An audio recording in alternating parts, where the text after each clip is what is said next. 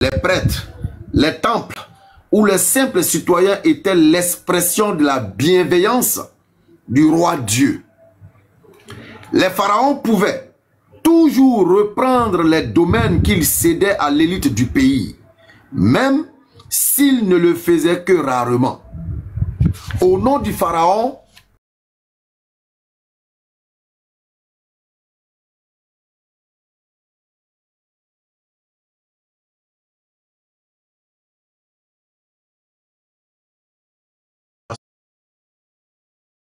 société, marginalement étendue à une fraction significative de la population.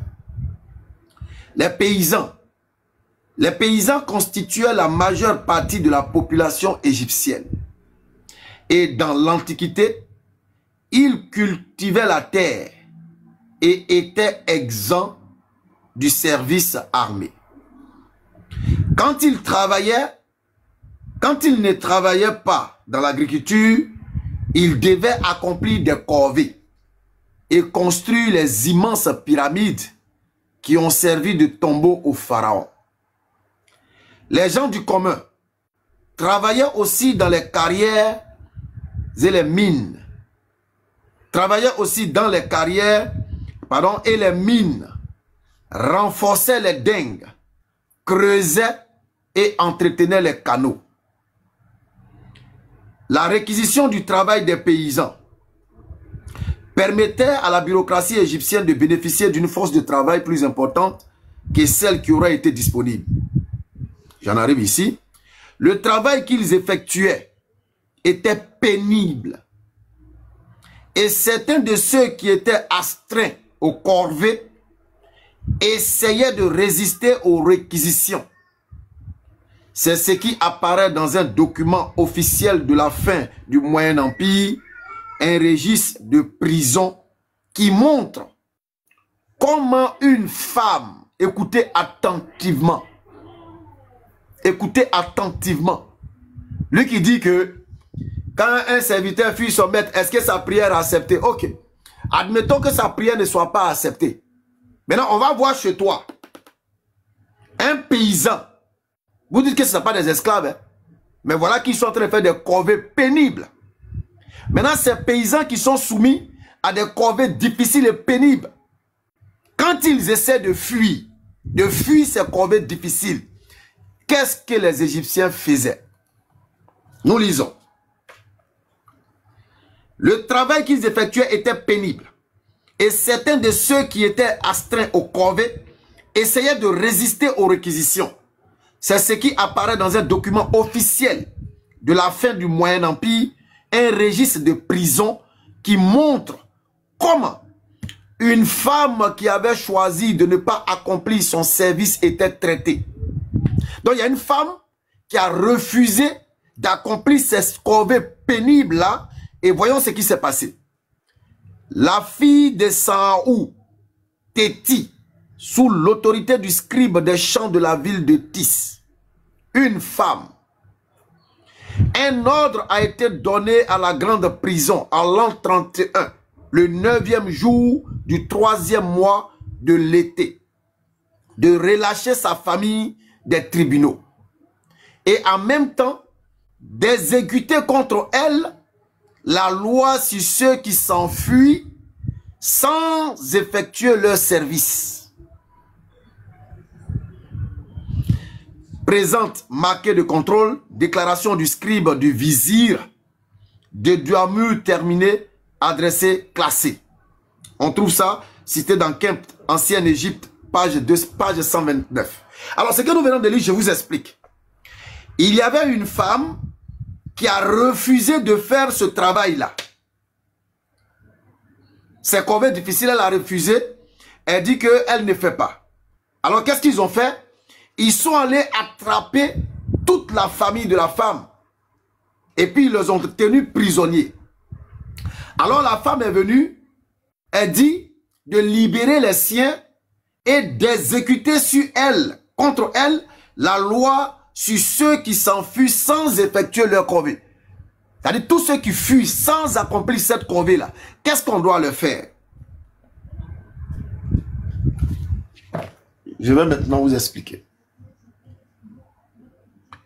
Qu'est-ce qu'on doit les faire? Les paysans forgés au corvée, pénibles avec impossibilité de fuir sous peine d'exécution. Explication.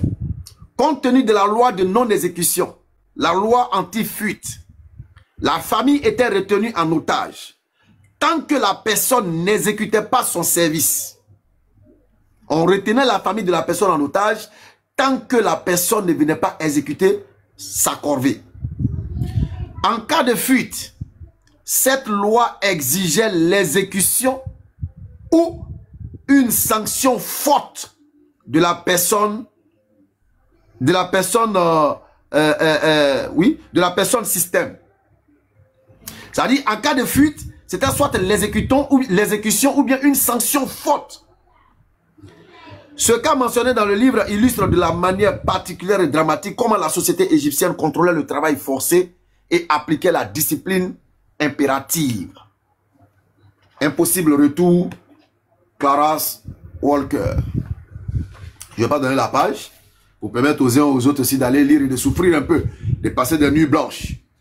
Donc voilà qui est dit, des corvées difficiles données aux gens. Quand ils fuient, on prend la famille en otage. Tu ne reviens pas, on va dire à ta famille. Si tu reviens aussi, toi-même, on peut te dire, comme on peut te donner quelque chose de plus pénible encore, qui va même te pousser vers la mort. Nous, au moins, chez nous, là, quand ils fuient, on dit sa prière n'est pas acceptée. Mais on n'a pas dit de l'attraper pour le tuer. C'est pas possible.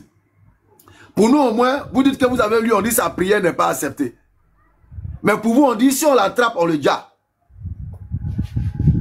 Voilà la réalité.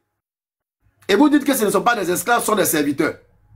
Bon, cette dernière-là, qui est impossible de fuite, vous dites qu'elle n'est pas esclave, qu'elle est serviteur.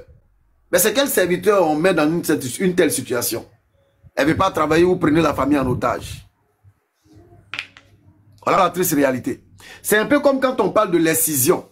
Ils vont te dire non, l'excision là, on n'est pas dedans, c'est l'islam, c'est ceci, c'est cela, comment on appelle, les Kémites n'ont rien à voir dedans. Heureusement que Cheikh Anta Diop a fait un travail colossal sur ce sujet-là, ici. Un travail balèze, avec des interrogations qui coupent, c'est-à-dire qui coupent le souffle à tout discuteur. Il coupe le souffle. Tapotez, partagez. Je vais partager ça avec vous tout à l'heure. L'excision. Vous allez voir quelque chose.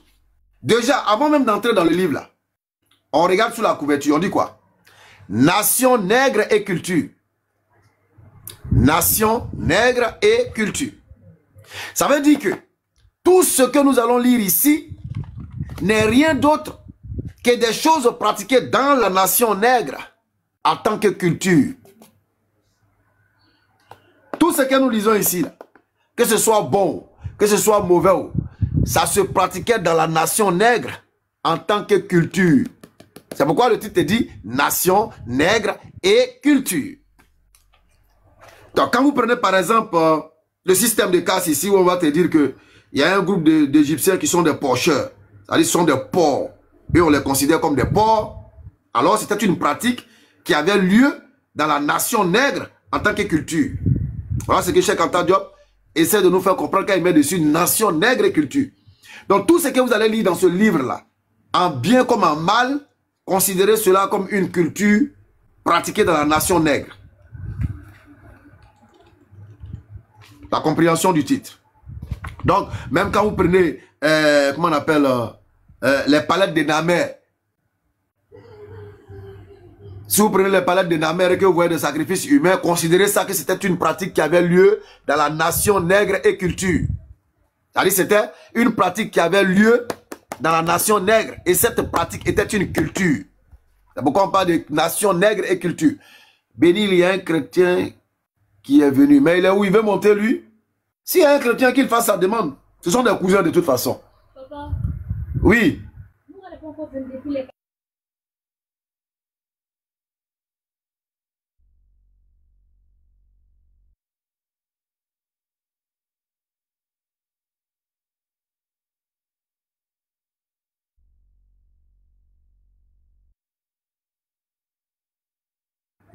Voilà. Donc, si un chrétien, puis ce sont des cousins, il n'y a pas de problème. Je peux prendre la personne, il n'y a pas de problème.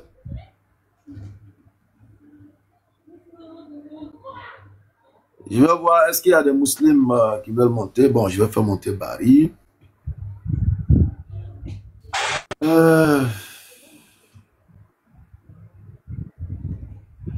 Bien, d'accord. Donc, on va avancer. Tout à l'heure, je vais revenir à l'incision. On va lire ça. Vous allez voir que c'était une pratique qui se faisait dans la nation nègre en tant que culture. On va lire ça tout à l'heure. En attendant, on va prendre les nouvelles. Salam alaikum, Barry. Wa alaikum salam wa rahmatullahi wa barakatuh.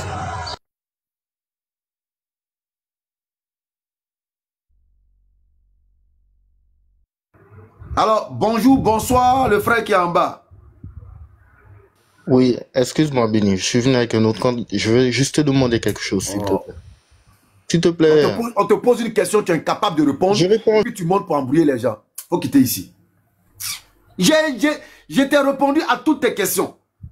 Tu n'as pas eu satisfaction. Je ne suis pas là pour te satisfaire. Je te pose une seule question. Tu es incapable de répondre. Bon, Barry, lui, il est à la maison. Oui, connaissance, on vous écoute. Oui, bonsoir, mon frère. Bonsoir. Bonsoir. Oui, j'ai suivi un peu ton échange avec le frère qui vient de descendre là. D'accord. D'accord. Et c'était quoi la question que tu lui as posée? Est-ce que vous, Kemit ou Wawat, vous êtes croyant et pratiquant de dogme ou pas?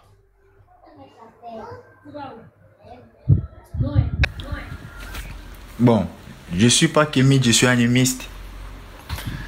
Je vais essayer de répondre à ta question. Est-ce que vous êtes croyant ou bien vous êtes de ceux qui disent qu'ils ne sont pas croyants? Bon, lorsqu'on parle du culte des ancêtres, une part, il y a une part de croyance. Donc tu n'es pas massif. Toi, tu n'es pas massif. Il y a une forme de croyance. Pourquoi? Parce que les ancêtres ont existé, ils ont vécu avant de mourir. Et lorsqu'ils meurent, nous ne disons pas que ils ont cessé d'exister. Non, connaissance. Tu n'es pas massif. Je veux des Kémites qui disent que eux, ils ne croient pas, mais eux, ils savent. Parce que pour eux, quand on dit croyance, ils disent que croire, c'est douter. Ils disent que croire, c'est l'incertitude. Ils ont donné plein de définitions là-bas.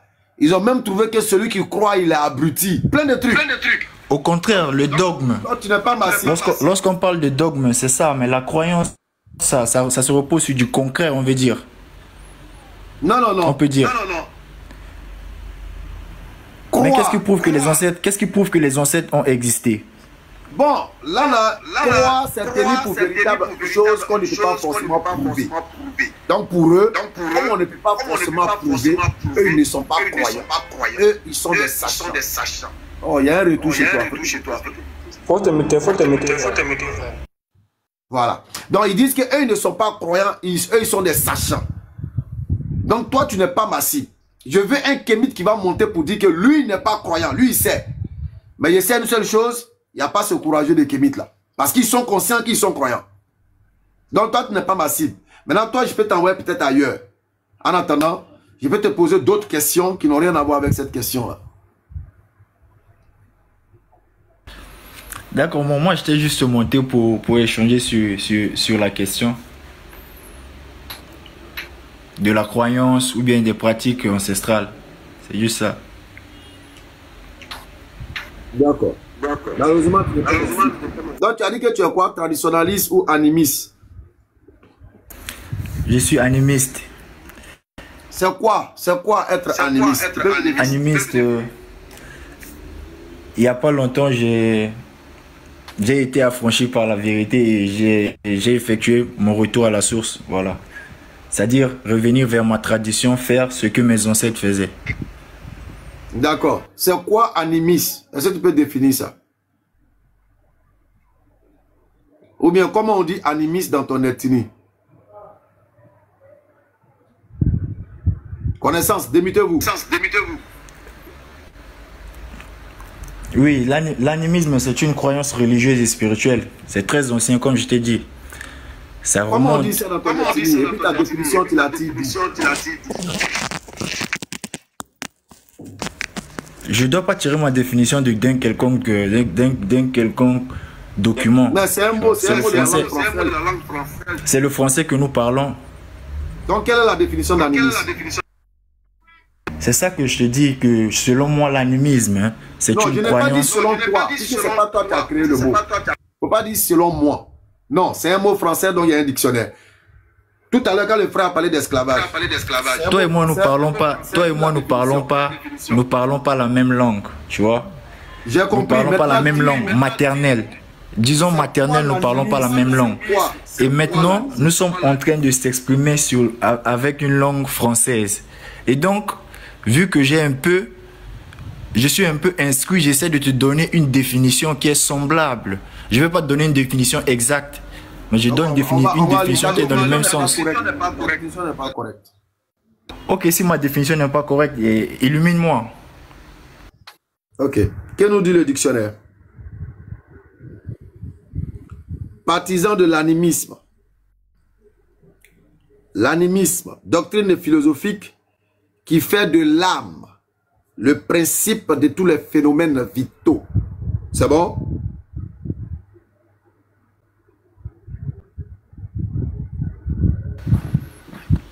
Tu peux répéter s'il te plaît? Doctrine philosophique qui fait de l'âme le principe de tous les phénomènes vitaux.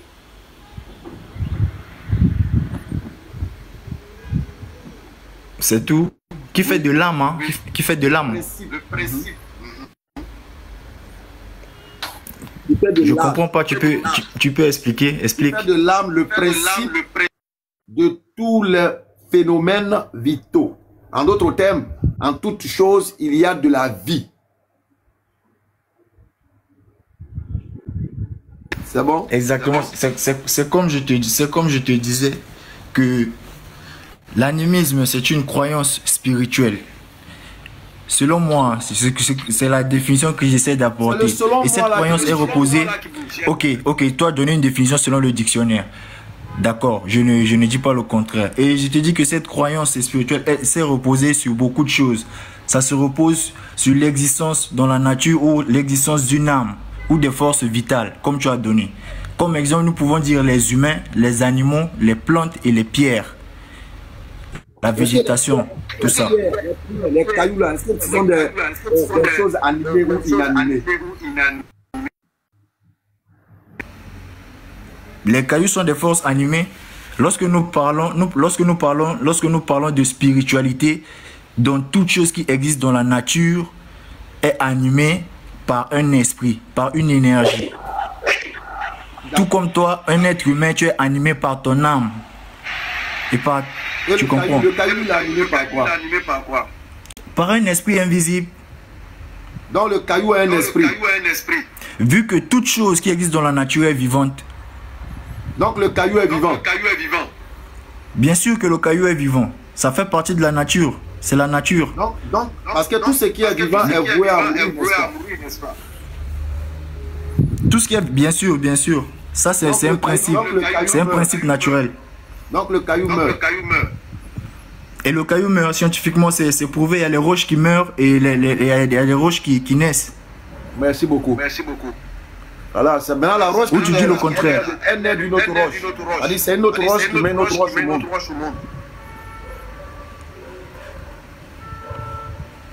J'ai pas compris. Est-ce que c'est une roche qui accouche d'une autre roche?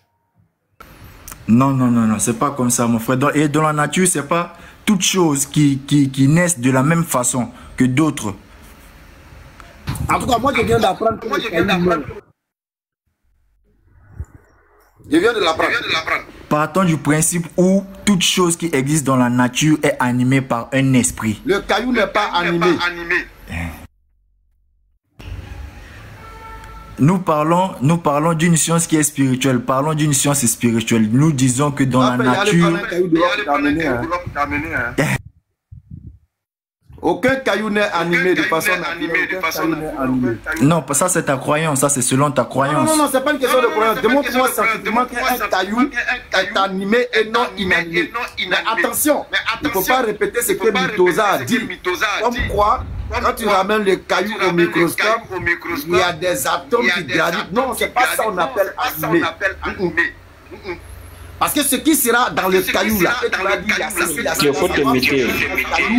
de vivre. Or, vivre, c'est naître, grandir et mourir. C'est-à-dire, vivre, c'est être amené à disparaître un jour, à mourir, à quitter là. Maintenant, si le caillou meurt, tu viens de me l'apprendre, qu'un caillou meurt. Bon, ça, je ne le savais pas. Je viens de l'apprendre maintenant. Non, pas un caillou. Les roches, j'ai dit les roches meurent et des roches naissent. Moi, je parle de caillou. T'as me parles de roche. Tu parles de caillou, pierre. Non, il y a des roches sédimentaires. Non, il y a des roches sédimentaires. Je suis pas, comment je peux dire, je suis pas géologue. C'est ça, non? Je suis pas géologue pour te donner plus d'explications. Depuis, mute-toi s'il te plaît, le retour n'est pas agréable. Depuis que je suis né là, je n'ai pas encore vu montagne de man mourir. Moi en tout cas, puisque je suis de là-bas, je n'ai pas encore vu, depuis man, je n'ai pas encore vu dans des man en train de mourir. Il est toujours calé là-bas. Ok, d'accord, maintenant, si tu n'as jamais essayé de te pencher sur le sujet, faire des recherches plus tard, peut-être tu sauras. C'est ça, il dit, tu viens de m'apprendre qu'une montagne meurt. Moi je ne savais pas où. Non, je parle des roches, il y a des roches sédimentaires et des roches naissent, ils laissent la place à de nouvelles roches. Je te dis que je suis pas assez outillé sur le sujet de la géologie pour pouvoir t'expliquer. Mais lorsque nous parlons, oui, lorsque nous parlons, on va avancer. Comme il y a d'autres qui sont là.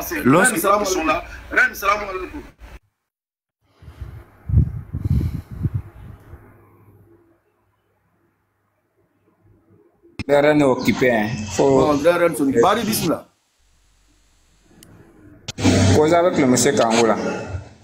La voix des. Bon, bonsoir la voix des ancêtres. Reine, si tu es là, tu peux prendre la parole. Hein? Non, je dis si Reine est là, elle peut prendre la parole, quoi. Ok. Oui, frère. Est-ce que les Kémites que vous êtes ou les Wawat que vous êtes, est-ce que vous êtes des croyants? Ou bien vous êtes des sachants? Je suis un sachant. Attends, tu n'es pas croyant. Tu n'es pas croyant. Ça, c'est un. Secondo, est-ce que vous pratiquez le dogme dans le kémitisme? Non. Très bien. Maintenant, on va voir si tout ce que tu viens de dire est vrai et vérifiable. Dis-moi, les ancêtres là, ils sont morts et puis vous faites des libations, non? Est-ce que tu peux nous prouver, comme tu sais, est-ce que tu peux nous prouver de façon scientifique que ces ancêtres-là, ils ne sont pas morts, ils vivent, et puis ce sont eux qui te répondent? Très bien. Je fais des libations. Déjà, quand je fais des libations, ce n'est pas dans le but qu'ils boivent. La libation on est dans la symbolique. C'est un signe. C'est comme il dit bonjour, c'est un signe. C'est de la symbolique. Je repose la question. Je repose ma question.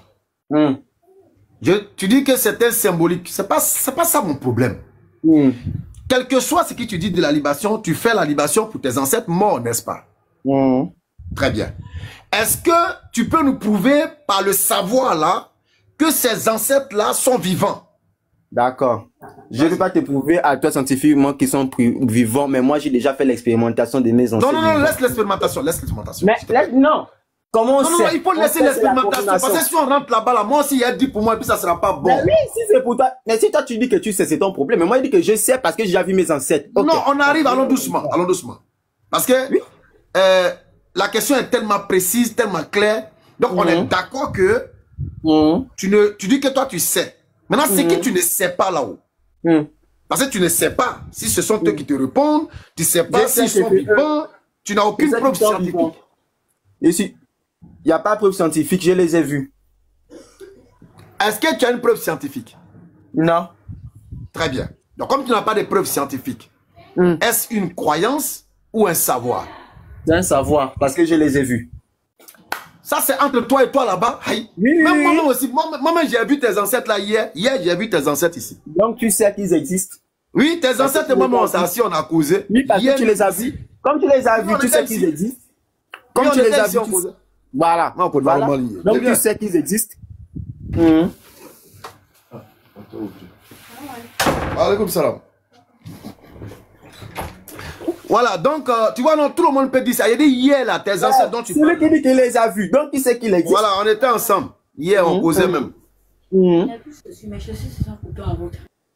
Oui, tu les as vus, non? Donc, quand on voit quelque chose, c'est que ça existe. Ok, tu les as vus. C'est bien. Voilà. Oui, c'est plus une croyance, c'est un savoir. C'est plus une croyance, c'est déjà un savoir, puisque tu les as vus, tu as parlé avec eux. C'est un savoir. Qu'est-ce qui prouve que moi, je les ai vus? Ah! Il y a plein de choses qui n'ont pas été prouvées, mais que nous savons qu'elles existent. Allahu Akbar. Allahu Akbar. Plein de choses qui n'ont pas été prouvées, mais nous savons. Mais comment tu peux savoir que quelque chose existe alors que tu n'as pas de preuves? C'est ça qu'on appelle la croyance. Non. La croyance se définit comme ça. Non. Non. La croyance, c'est accepter qu'il y a quelque chose qu'on ne peut pas forcément prouver. C'est ça la croyance. Donc tu dis qu'il y a des choses, on sait que ça existe, mais qu'on ne peut pas prouver mathématiquement parlant. C'est ça la croyance. C'est ce qu'on appelle la croyance. Non, c'est pas la croyance. Ça, c'est le savoir. Faut contester, mais si c'est pas ça, on n'est pas bien pour lui. Ok, je démontre. En science, il y a plusieurs choses qu'on n'a jamais observées, mais qui nous savons qu'elles existaient parce qu'on voyait leurs effets. Mais c'est ce qui est dit là. La preuve même du soleil. Non. On sait que le soleil existe. Regarde. Toi-même, d'abord, quand tu vois le soleil, quand tu regardes le ciel là, tu ne vois pas le soleil. Tu vois rien que les rayons du soleil. Le soleil en lui-même, tu ne le vois pas. Pareil avec les étoiles. Quand tu regardes l'étoile là, ce n'est pas l'étoile que tu vois. Tu vois la lumière projetée par des étoiles. Voilà pourquoi tu sais que non. Tu dis, attends, allons doucement. Tu dis, tu vois les rayons du soleil. Et pas le soleil en lui-même. Non, mais je vois les rayons du soleil. De façon visuelle. Voilà. N'est-ce pas? Sans contestation. Mais qu'est-ce qui te prouve que c'est le soleil? Non, je viens. Attesté de tous, n'est-ce pas? Ah non. Maintenant, toi, ton expérience que tu dis que tu as vu tes ancêtres là, qu'est-ce qui prouve? Ah. Je vois les effets, moi je les vois, je les parle. Non, moi j'ai dit je les ai vus ici hier. Ah. Donc, donc tu sais que ils existent. Et puis je les ai tous chicotés. Ah, oui, c'est très bien. C'est vrai ou c'est faux? Ah, si c'est toi qui le dis, c'est vrai. On avance. Ok, il n'y a pas de problème. Donc, Allah est le créateur des cieux et de la terre. C'est vrai ou c'est faux? Ah, c'est vrai pour toi? donc c'est vrai. C'est vrai pour toi? Ah. Okay. Merci beaucoup. Donc, si tu l'as vu créer le ciel et la terre. Donc on va avancer. On va avancer. Quand il t'a montré comment il a créé. Pourquoi même là, Béni, pourquoi même les vrais kémites même ne viennent pas? C'est la même là, rien qui raconte. On va maintenant au dogme. Il dit que vous ne pratiquez pas le dogme chez vous les kémites. D'accord. On va d'abord chercher à définir le dogme.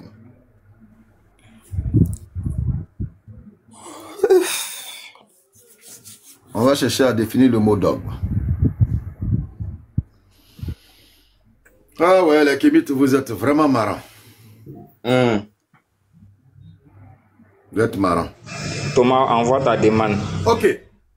Dogme, définition générale. Un dogme.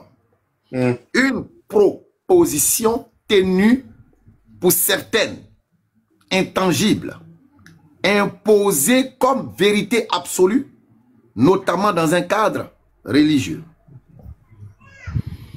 Un dogme dans la religion, un dogme religieux est une doctrine considérée comme révélée par Dieu et imposée par une autorité religieuse. Alors, je repose la question. Est-ce que les kémites pratiquent le dogme? Non. Est-ce que vous croyez, est-ce que vous connaissez la loi de la Mahat? Oui. Est-ce que vous les acceptez? Oui. Est-ce que les lois de la Mahat sont imposées? C'est-à-dire, est-ce que c'est du devoir de l'homme obligatoirement de les appliquer? Ah, on peut dire oui, c'est la nature elle-même qui nous l'impose. Voilà le dogme. Ce n'est pas un dogme. C'est pas l'homme qui t'impose la main. Encore la définition. Oui. La main. Un dogme religieux est une doctrine considérée comme révélée par Dieu et imposée par une autorité religieuse. Imposée par une autorité religieuse. Il a dit révélée par Dieu, il ne faut pas oublier ça. Première définition générale, Une proposition tenue pour certaines, intangible, et imposée comme une vérité absolue, notamment dans un cadre religieux. Est-ce que la loi de la Mahat est une vérité absolue? C'est une vérité absolue. Est-ce qu'elle est intangible? C'est-à-dire? Ça veut dire que on ne peut pas la changer.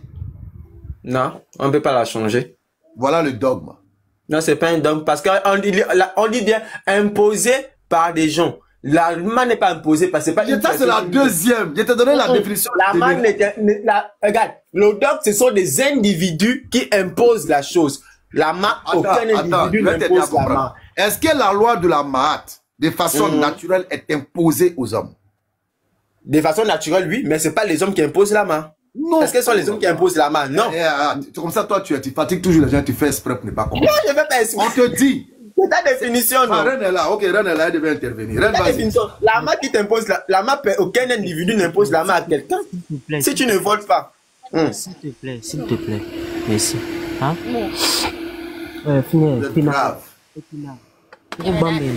Donc, Fatma, tu as eu le téléphone. Donc, salam alaikum. Alaikum salam wa rahmatullah. On t'a appelé tout à l'heure, tu t'es absent. J'étais occupé. Donc, effectivement, dans la tradition africaine, il y a du dogme de A à Z. Le dogme, comme tu l'as dit, ce sont des règles établies et des règles qu'on ne peut pas outrepasser. Et qui étaient les garants justement de ces règles? C'était soit les chefs de village, et quand on remonte plus loin, c'était les pharaons. C'était eux qui étaient chargés de faire établir ces règles-là, et ça passait justement par les prêtres. Quand dans un village, on dit que vous avez un totem et que vous ne devez pas aller pêcher un certain type de poisson, par exemple comme le cibu, c'est un dogme. Quand on vous dit qu'il y a une couleur qui est maudite, comme le rouge dans certaines traditions, c'est un dogme.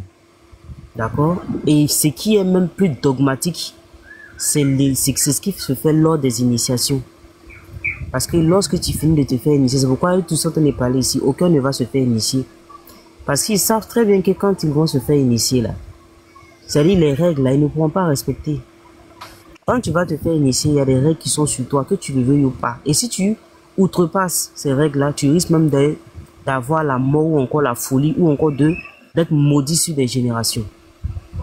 La dernière fois, j'ai posté une vidéo, je sais pas si tu as reçu la vidéo, où on montrait un mur, où on dit chaque entrée de ce mur-là, ça repose sur les ossements d'albinos. Tu as vu la vidéo en question, non?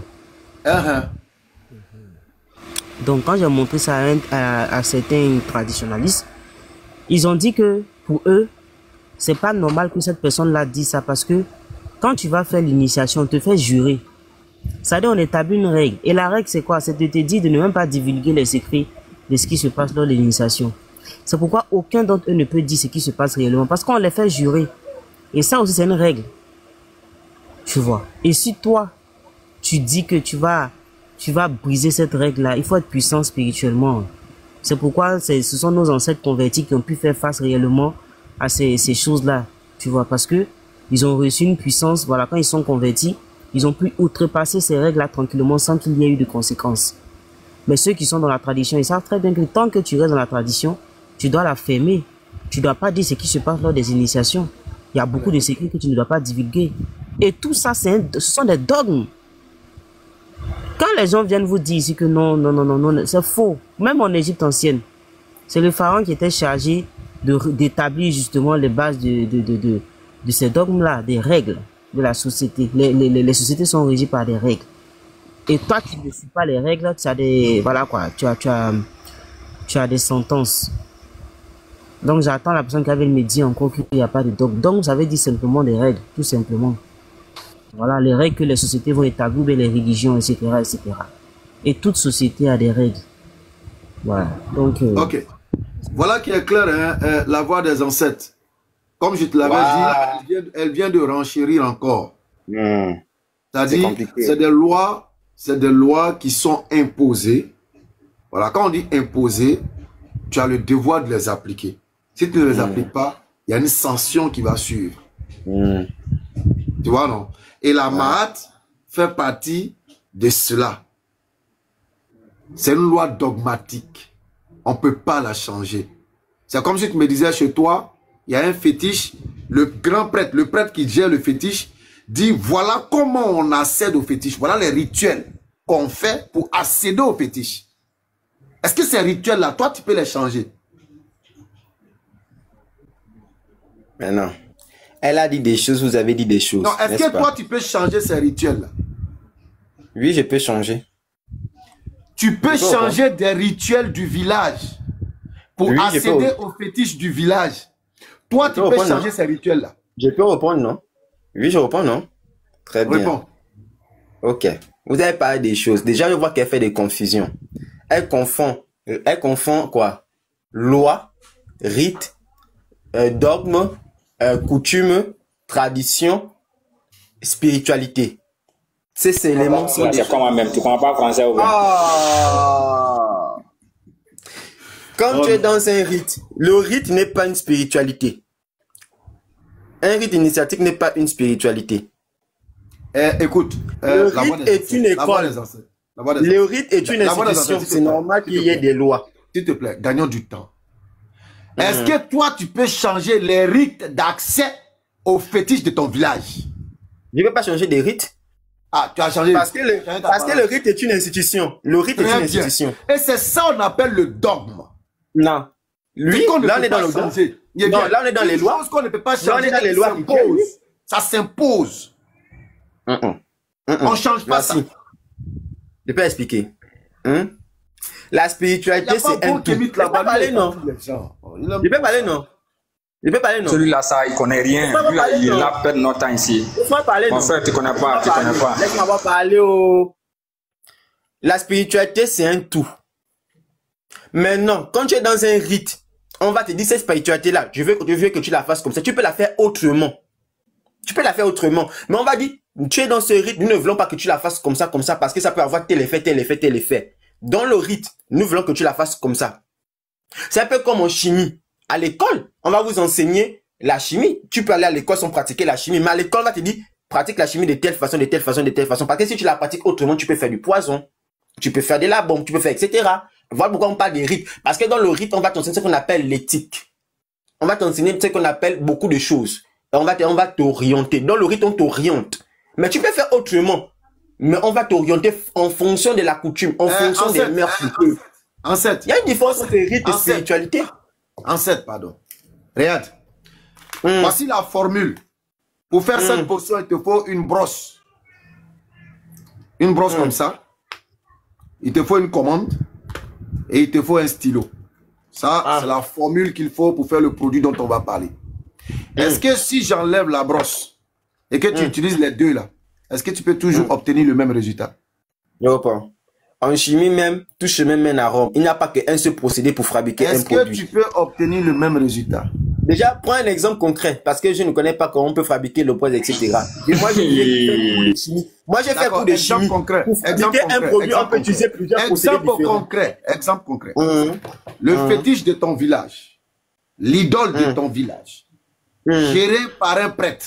Déjà, c'est pas n'importe qui gère. Il y a une personne habilitée qui gère.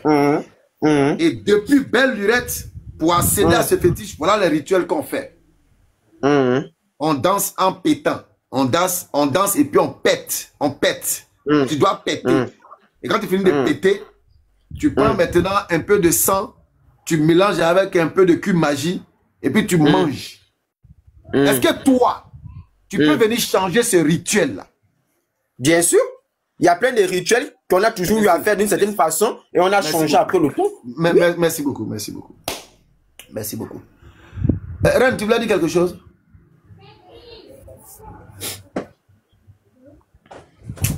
Ils sont trop méchants.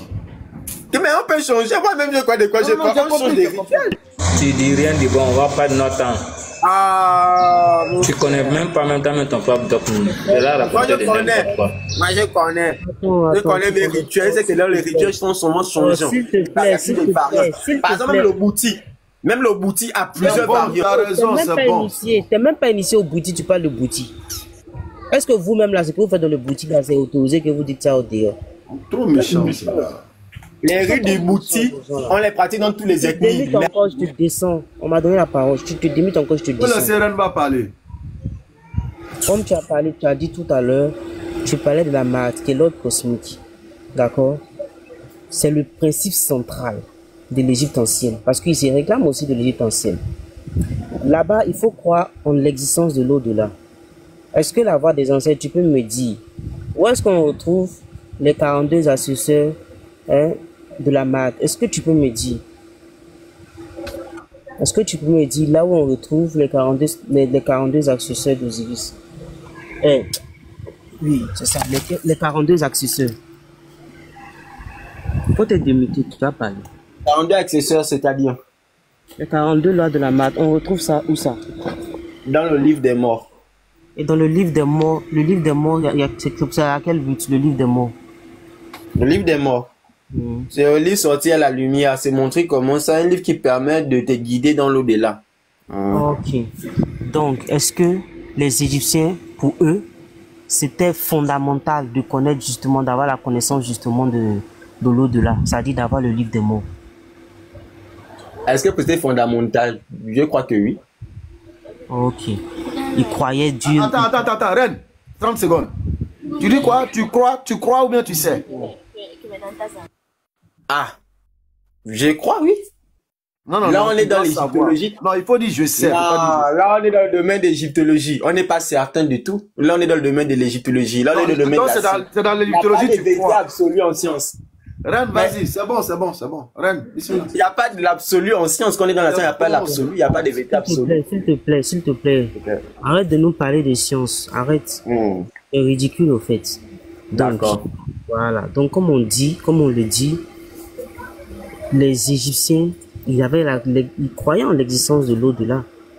Et quand on parle de la Maat, justement, on retrouve, comme tu as expliqué dans le livre des morts. Maintenant, les divinités ont un rôle. Le pharaon, c'est lui qui va garantir la Maat. C'est-à-dire, c'est lui qui sera entre les hommes et les dieux. Donc, c'est lui qui est chargé d'établir justement les lois de cette Maat-là. Tu vois. Et aussi, il y a la cosmogonie. Tout ça, ce sont des éléments qui nous permettent de dire que oui, les spiritualités ancestrales ou de l'Égypte ancienne, c'est pourquoi moi je dis que vous êtes des Wawats, parce que des fois quand vous parlez, vous contredisez même ce qu'on retrouve en Égypte ancienne. Donc vous n'êtes pas des Kamites, mais plutôt des Wawats, c'est-à-dire des gens qui ont le syndrome de Stockholm et qui sont en perte d'identité et qui veulent se réclamer forcément d'une civilisation, tu vois. Sinon en Égypte ancienne, je pense qu'il n'y a même pas de débat. Et si tu ne sais pas, à une époque, tu sais, la voix des ancêtres, tout ce que tu dis là, c'est nous on t'a appris en réalité parce que tu n'avais aucune connaissance, tu vois. Donc, oui, on t'a appris tout, il faut reconnaître ça, reconnaître que tu as beaucoup appris avec nous. Adama. Voilà, oui, reconnais que tu as beaucoup appris avec nous. Quand tu es venu sur TikTok, on te voyait, on t'entendait. Voilà, même ce que tu as répondu tout à l'heure, c'est la réponse que je donne dans tous les lives. Et tu as l'habitude de nous écouter. Donc, effectivement, en Égypte ancienne, d'accord, il y avait des dogmes. D'accord, il y avait des dogmes et c'était même pas un débat. De telle sorte qu'à un moment donné même, les gens ont commencé à se plaindre parce qu'il y avait des gens qui n'accédaient pas forcément à cette connaissance-là. Mais ils ont commencé justement à se plaindre et à vouloir accéder à la connaissance justement de la vie après la mort. Et quand la connaissance a été démocratisée, ils ont commencé à vendre maintenant le livre des morts. Comme de la même manière que on a vulgarisé le Coran, on fait les copies du Coran, c'est la même chose en Égypte ancienne.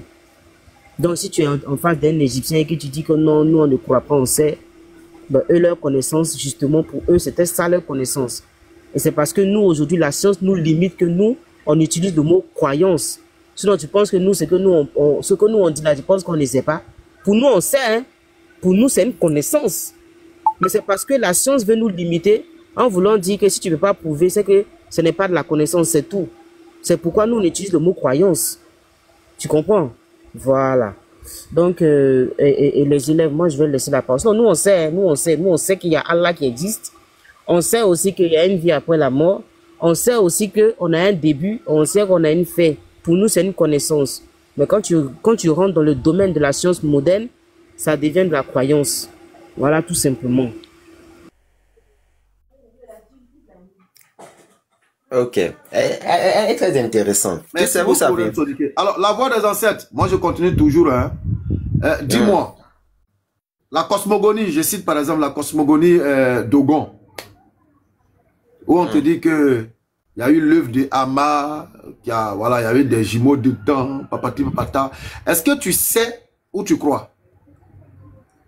Je ne connais pas la cosmogonie Dogon, moi je connais la cosmogonie Fan. Bon. D'accord. Parle-nous de la cosmogonie Fan. Vas-y. On dit quoi là-bas? C'est un peu long.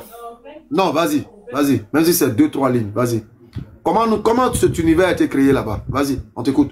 L'univers, on dit que non, et yo. Bon, je vais utiliser les termes, je vais utiliser les termes fonds. On dit l'un créé, avait pris un œuf doré. À l'intérieur, il a mis l'intelligence, la puissance et la volonté. L'intelligence est rentrée en résonance. Fais une pause, fais une pause. Ce que tu viens de dire là, tu sais ou bien tu crois? Je sais. Démontre-nous que ce que tu dis est vrai. Ok. D'après la théorie de Stephen Hawking, l'univers s'est résumé en un point très petit qui mesurait 10 puissance combien? Est-ce qu'un point est un œuf? Est-ce qu'un point est un œuf? Bon, ok. Je peux te répondre maintenant par rapport à cela. Le mot utilisé dans ma langue, c'est le mot acquis. Acquis ne signifie pas vraiment œuf. Ça renvoie à tout ce qui est sphérique. Mais dans le langage fond. Allons doucement. Est-ce qu'un point est sphérique? Oui, il est sphérique. Un point?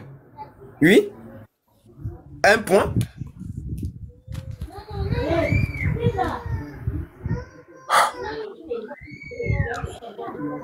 Attends. Je vais vérifier un truc. Vas-y, continue là-dedans. Bon, ok, je reviens. Donc, d'après la théorie de Stephen Hawking, le Big Bang se résumé en ce qu'on appelle la singularité. C'est genre un truc qui est petit comme un atome. L'atome, elle est sphérique de base. À une boule, voilà. L'univers se résumé à une boule petite comme un atome, ce qu'on appelle aujourd'hui la particule de Dieu. Et effectivement, chez nous, chez les fonds, on utilise plutôt le mot acquis. Acquis pas de tout ce qui est sphérique, mais c'est le mot le plus utilisé pour appeler l'œuf. Donc, d'habitude, quand on dit acquis, on renvoie à l'œuf, mais normalement, tout ce qui est sphérique, on l'appelle acquis. Mais non. Donc, si je veux traduire réellement avec le bon mot, je dois dire quelque chose qui est sphérique, mais nous, on aime dire l'œuf, parce qu'on fait allusion à quelque chose qui a donné naissance. Voilà pourquoi on dit plutôt œuf, on préfère utiliser le terme œuf que sphère, au fait. Parce qu'à l'intérieur de cette sphère... Ça veut dire que le mot sphère n'existait pas là-bas. On n'a pas... Le mot sphère... En fait, tout ce qui renvoie, c'est ce qui est sphérique. Non, le mot sphère n'existe pas. Le mot sphère n'existe pas. Donc, c'est un œuf. Non. Même quand on parle de quelque chose de sphérique, on dit acquis. Non, c'est un œuf, non. L'œuf. Le même mot pour utiliser tout ce que tu viens de dire là. Utiliser les sphères, en fait. Tout ce que tu as dit là, ça c'est pour les blancs. Est-ce que tu peux me prouver la cosmogonie que tu viens d'expliquer à partir de l'œuf là? Prouve-moi que c'est vrai. Ok. Je te prouve non? Vas-y, je te prouve non. Voici ce que nous on dit, tout se résume à quelque chose de sphérique. Chez nous, est-ce que le mot sphérique existe dans ta langue? Non. Donc prouve-moi que ton œuf, que ton quoi, il a pondu ou bien c'est pas quoi. Mais prouve-moi que c'est vrai. Je te prouve que c'est vrai, non? Mais chez nous, c'est-à-dire que non, chez nous les fonds, quelque chose de sphérique, on va dire acquis. Donc quand on me dit acquis, pour la première chose qui me vient, c'est du sphérique. Même si le mot n'existe pas, c'est que non, quand on parle de quelque chose de sphérique, on va forcément utiliser le mot acquis. Est-ce que quand son ancêtre parle de sphérique là, est-ce qu'il lui fait référence à un point ou bien à un œuf? Tu sais, il y a une différence entre point et sphère, en fait. Non. Est-ce qu'il te parle d'un œuf? Il peut parler d'un œuf, il peut aussi parler de quelque chose qui n'est pas, il peut aussi parler de autre chose qu'un œuf. Quand il peut parler, cela on dit, faut tenir compte du contexte de la phrase. Dans le contexte de la phrase. Quand même, tu vas pas me dire que... Regarde. Non. Je prends l'exemple, la preuve. Pour dire, par exemple, l'œuf de la plante, on dit à qui coupe. C'est pour là, quand quelqu'un te dit à qui coupe, il te dit la sphère de l'œuf. Au fait, quand quelqu'un te dit à qui coupe, il te dit la sphère de l'œuf. C'est là pourquoi on dit que, ok, là, on parle à l'œuf, au fait.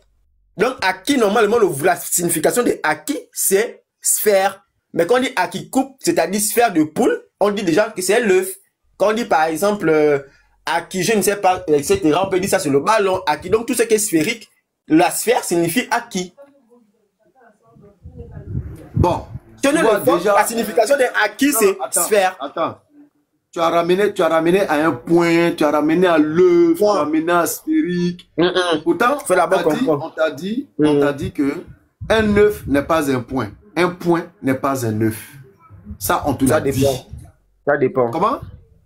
Ça dépend. Un œuf, c'est pas un point. Là, on est dans le domaine de géométrie, ça dépend. Un œuf ne peut pas être sphérique. Ça dit, tu mélanges un peu les trucs au fait. Est-ce que c'est un point ou bien c'est un œuf? Prouve-nous ça. Bon. Parlons plutôt des sphères. Je ne vais pas entrer dans les détails des géométries. Parlons plutôt des sphères. C'était une sphère. Ce domaine, tu fais fuite en avance. Je ne fais pas une fuite en avance. Question. Mais réponds à la question. Dit que non, là-bas, le point n'existe pas. Parce qu'en réalité, le point n'existe pas. Parce que quand on parle de point, on parle de quelque chose qui n'a pas de dimension. Là, on est dans le domaine de géométrie pour se repérer. Le point, en réalité, n'existe pas. Tu ne peux pas me monter un point dans la nature. Où il peut trouver ça? Voilà pourquoi on parle plutôt de sphère. Le point n'existe pas. Le point est un concept inventé, un concept sans dimension. Donc, la réalité, c'est un œuf. C'est une sphère. Plutôt, parlons plutôt des sphères. Mais on utilise les points en géométrie pour faire les tracés, mais le point en réalité dans la nature n'existe pas. Le point dans la nature n'existe pas. Tout ce que tu as me montré qui renvoie à un point, ce sont des sphères. Non, attends. Tu racontes quoi même? Tu es en train de dire quoi? Qui t'a dit que quand il y a dans la nature, tu vois un point? Qui t'a dit ça? Il n'y a aucun point. Voilà. Mais quand tu vas par exemple voir le ciel, dans la nature, tu vois un point. Donc, s'il n'y a pas de point, s'il n'y a pas de point dans la nature, comment toi, tes ancêtres ont su que c'était un point, c'est pas œuf? C'était une sphère. Dans le jargon, quand tu vois les étoiles, tu vas dire, regarde le point qui est là-bas. Les points là-bas, tu vois les points, mais ce ne sont pas des points en réalité, ce sont des sphères. Voilà pourquoi dans la nature, on confond les sphères à des points.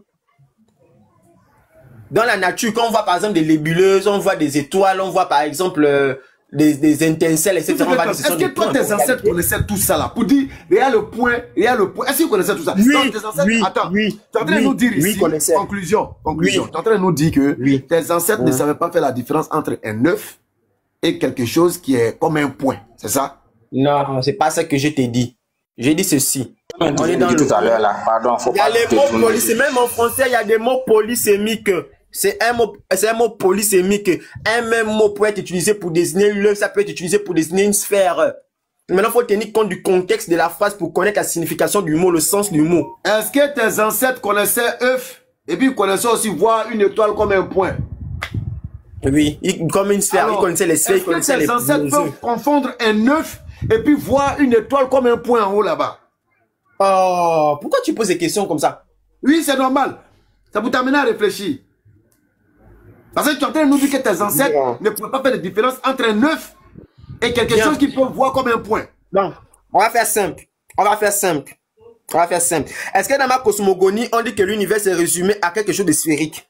Vrai ou faux? Oui. Dans quelle cosmogonie? Dans quelle cosmogonie? Dans la cosmogonie fond. C'est écrit où? C'est qui tu es en train de me raconter là même? Dans ma cosmogonie, on dit que non, tout se résumé à une sphère, ce qu'on appelle à King. Attends, c'est quel ancêtre qui a dit ça?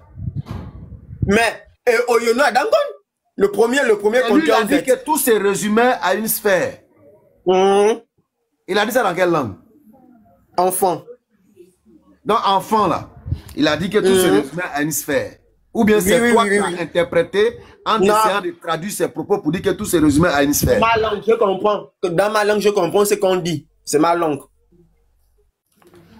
Je ne sais pas qui est en haut là. Homme, je ne sais pas si c'est homme P ou bien quoi P. On va avancer. Ok, amen. Vous êtes dans la croyance. Vous allez bien? C'est pas de la croyance. Bonjour. Moi, j'ai une préoccupation.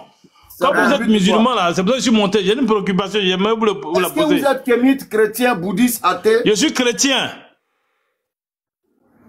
J'aimerais vraiment te poser une question comme tu es musulman là. Aussi. Oui, il n'y a pas de problème. Moi, avec plaisir, oui.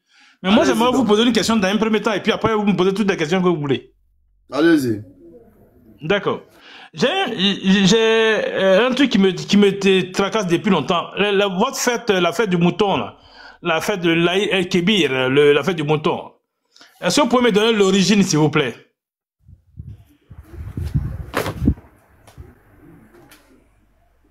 Faut te muter et puis tu écoutes les réponses là maintenant.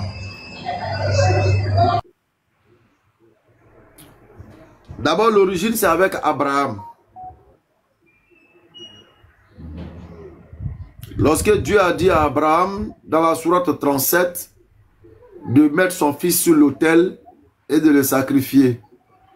Et que Abraham a tenté l'action et Dieu lui a montré un animal qu'on a défini comme étant un bélier, mais ce n'est pas obligatoirement ça. Donc voilà un peu l'origine, Inch'Allah. D'accord, d'accord. Mais vous mangez le mouton. Mais On est-ce t'entend qu'Abraham très faiblement. Comment? On t'entend faiblement. D'accord, mais est-ce qu'Abraham a mangé le mouton, s'il vous plaît? On t'entend faiblement. Est-ce que vous m'entendez? Moi, je ne t'entends plus. Non, non, c'est chez toi. Hein. Sinon, nous, on entend bien. On entend, Chez moi? Béni. Ouais, nous on entend bien ici. Eh, ouais, Shin Talk là a commencé. Pourtant, c'est tout volume là qui est là-haut. Excusez-moi. Ouais. Essaie de sortir et puis rentrer voir. Attends. Les touches là même là. Vas-y, vas-y, moi. Vous m'entendez? Bon, allons-y. On fait avec. Allons-y. D'accord. Mais je voulais savoir, est-ce qu'Abraham a mangé le mouton? Est-ce que Abraham a mangé le mouton? Oui. Abraham lui-même quoi? Oui. Pourquoi? C'est quelqu'un d'autre? Je n'ai pas connaissance sur ce fait, mais seulement que Allah dit dans le Coran, lorsque nous allons faire cette commémoration sur un sacrifice, voilà, on partage, nous-mêmes on mange une partie, on donne une partie aux pauvres, on donne une partie. Le dispatching a été expliqué dans le Coran en tout cas. Est-ce qu'Abraham l'a mangé? Je n'ai pas encore connaissance de ça. Ah, d'accord. Abraham, vous n'avez pas une connaissance dans le Coran que Abraham a mangé le mouton? Mais même dans le Coran, même dans le Coran. Non, c'est une question que j'ai posée. Non, c'est une question que j'ai posée. Doucement, doucement, mon frère, doucement. Mon ami, pardon, regarde, c'est un grand garçon. Calme-toi. Je parle à un grand garçon. On va aller rapidement. Bon, d'accord, écoute. Ok, Abraham n'a pas mangé. Oui, il y a quoi? On gagne du temps. Ah, avec vous là, quand on vient trop. Je parle à un grand garçon. Laisse-le parler. Oui, oui, quand même, écoute, allons-y, gagnons du temps. Ok, Abraham n'a pas mangé. Oui, il y a quoi? Oui. Très bien. Mais si Abraham n'a pas mangé, sous quelle base vous établissez une fête par rapport à Abraham? Sourate 37, à partir du verset 102. Puis quand on va le lire. On va le lire ensemble. Je me vois en songe en train de t'immoler. Vois donc ce que tu en penses. Verset 103. Puis quand tous deux se furent soumis à Allah et qui fut jeté sur le front, voilà, nous l'appelâmes. Tu as confirmé la vision. C'est ainsi que nous récompensons les bienfaisants. C'est là, certes, l'épreuve manifeste. Et nous le rassonnâmes d'une immolation généreuse. Et nous perpétuâmes son renommé dans la postérité. Nous perpétuâmes non seulement le nom et l'action posée par Abraham, à savoir l'immolation généreuse. Cela a été perpétué dans la postérité. Donc nous, aujourd'hui, nous réclamons d'Abraham, nous perpétuons ce acte-là en prenant une bête quelconque, pas forcément un mouton, mais bien portant. Ça peut être un cabri, ça peut être un chameau, voilà, bien portant. On immole la bête et nous célébrons, non seulement nous célébrons le respect et l'application de la vision, et nous célébrons également le rachat de l'enfant par la bête. Non. Donc, c'est-à-dire que vous devez normalement perpétuer. Quand on dit perpétuer là, perpétuer signifie que vous devez envoyer vos enfants pour pouvoir aussi présenter le sacrifice, comme Abraham l'a fait, parce que c'est un sacrifice solennel. Comment se fait-il que vous ne prenez pas vos enfants, mais vous mangez un bélier? C'est ça que je ne comprends pas en fait. D'accord. Alors, pourquoi est-ce qu'on n'envoie pas nos enfants? Je vais relire encore le test. Sourate combien? Sourate 37. Et voilà que nous appelâmes. Verset combien? Abraham. Sourate 37. Non, oui, Sourate 37, verset combien? Bon, c'est un peu long. Non, le verset combien? Donne-moi le verset. On va prendre le... Attends, je suis en train de te dire où toi tu peux commencer. Tu peux prendre à partir... Attends, pour que toi, je t'envoie très loin, pour que tu puisses comprendre.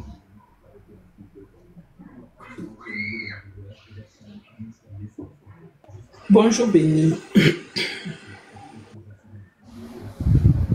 Voilà. Toi, tu peux prendre à partir du verset 82 et puis tu descends. Mais moi, je vais jusqu'à 100. Alors, je reprends. Tu prends à partir du verset 82. 80 combien? 82. Tu peux prendre à partir de là. D'accord. 82 à combien? 82 jusqu'à... C'est très long. C'est pas grave, on va le lire. On va le lire. Ah, tu veux lire quoi? Oui, on va le lire ensemble. Ah, d'accord. Donc, ne prends pas le 82 alors. Pourquoi on gagne du temps?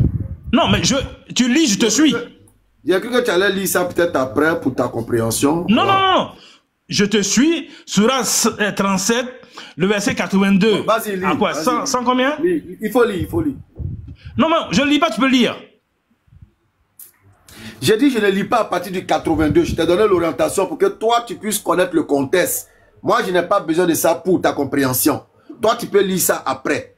Maintenant, je vais t'expliquer. Tu dis pourquoi on ne met pas nos enfants aussi pour sacrifier. C'est ça, moi, je vais t'expliquer. Maintenant, après, si tu veux connaître la suite, tu commences à partir du 82. Dans le cas contraire, tu lis et puis je t'écoute. Donc, tu veux pas que je te suive? Bon, d'accord. Il faut lire, moi, je te suis. Non, mais moi, je veux que tu lises et je te suis. Moi, je te suis, en fait. D'accord. C'est quoi ça, là, encore? Pas grave. Béni, pardon. Bonjour, Madame, Béni. est-ce que vous pouvez vous calmer? Madame, calmez-vous. Madame, calmez-vous. Pardon, Béni. Moi, je suis venu Madame, justement... calmez-vous, c'est un grand garçon. Il va lire. Attendez, la dame va parler, s'il vous plaît. Non, non, non, non. Moi, Mais je attends, suis... Je te pose une question, elle intervient. Ta question sera répondue, elle fait la motion, elle va intervenir, et puis après on revient. Allons-y, à mon mais moi, je veux même répondre à sa question, hein, voilà. Parce que, comment il dit, pourquoi les musulmans ne présentent pas leurs enfants là? Moi aussi, j'ai envie de lui demander. Quand Jésus est mort là, et puis, il est parti manger avec ses disciples, il a dit, vous ferez ceci en souvenir de moi. Pourquoi, quand vous commémorez Jésus là, vous ne tuez pas chacun de vos enfants d'abord? C'est la même question là qui est là. Il faut répondre. Mais madame, vous voyez, Jésus va prendre ce qu'on appelle du pain. Il va prendre du vin. Il va se réunir la nuit. Mais avant de prendre le pain et le vin là, non, mais madame, écoutez, soyez très poli. Vous m'avez posé une question. Non, soyez très poli. Est-ce qu'elle vous a insulté? Non, vous m'avez posé une question, je réponds. Ne m'interrompez pas. Non, non. Faudrait pas qu'elle m'interrompe. Je suis en train de répondre à une question. Voilà. Non, non. Quand je dis politesse, je parle de la politesse, quand elle a parlé, j'ai pris le temps de l'écouter. Elle a posé une question. Je suis en train de répondre. Non, c'est moi qui vous ai muté. Vous n'avez pas pris le temps de l'écouter. Je vous ai imposé en vous mutant. Parce que vous n'avez même pas voulu laisser la parole là. Allez-y, on vous écoute. Très bien. Le verset de Luc chapitre 19 dont il est question, lorsque Jésus s'est réuni à ses disciples,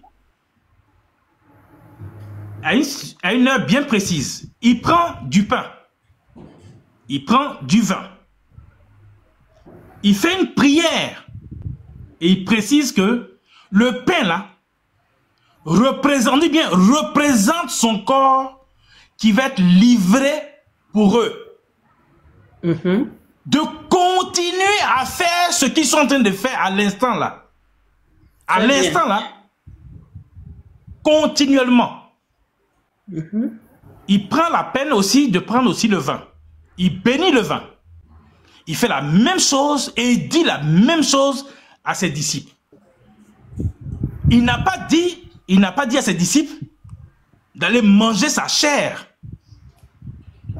Il dit de continuer à faire l'action qu'ils sont en train de poser là à l'instant. Ok. Non, mais, monsieur, écoutez-moi bien. L'essentiel a compris parce que tu es en train de répéter. Non, elle n'a pas compris. Elle n'a pas compris. Non, on a compris. Non, je vais lire. Non, monsieur. Attendez. Je vais poser une question. On a compris. Tu es en train de répéter. On a compris. Maintenant, tu as dit le pain représentait le corps du Christ. Le sang représentait le sang du Christ. N'est-ce pas ce que tu as dit? C'est pas moi qui le dis, c'est la Bible qui le dit. C'est ça, Béni, c'est ça. C'est la Bible qui le dit, c'est pas moi qui le dis, c'est la Bible qui le dit. D'accord, ok, c'est ce que la Bible a dit, d'accord, il n'y a pas de problème. Maintenant, je te pose cette question. Allez, tu nous as demandé pourquoi on ne met pas les enfants non, sur l'autel. Je vous ai posé une question, vous n'avez pas encore répondu. Ne me posez pas une question dans une question. Monsieur, s'il vous plaît. Mais vous êtes paniqué pourquoi? Moi-même. Aïe. Donc, calmez-vous, je vais maintenant répondre à votre question. Vous avez demandé pourquoi on ne met pas nos enfants sur l'autel. Alors, je vais savoir, la bête en question que nous immolons là-haut représente quoi dans la scène d'Abraham? Merci, c'est ça, j'avais du moment où vous prenez Abraham. Béni, fais monter. Oh, madame, taisez-vous quand même. Respectez les gens. Parle à moi. Attends, c'est quelle histoire ça la même? Ça veut dire qu'on vous donne une petite liberté d'action. Non, mais attends, on est en train d'échanger. Moi, je prends mon frère. Non. Soit c'est avec vous que je parle, soit avec eux que je parle. Elle ne peut pas s'adresser à moi. Oh là là, vraiment. Vous là. Ah, c'est pas comme des autres, ça. On dirait des kémis, toujours. Même chose que vos cousins. Monsieur, il n'y a pas de désordre. S'il vous plaît, calmez-vous. Calmez-vous. On va se comprendre. Bon, ok. Je vous écoute. Tu ne parles, tu fais une pause, tu l'écoutes, et puis après on avance. Tu as besoin de crier, oh madame, oh, c'est quoi? Mais je suis en train de parler, qu'elle me laisse. Monsieur, c'est pas votre faute, mais vous criez sur là. Reine, tu bug. Tu bug. C'est quoi ça?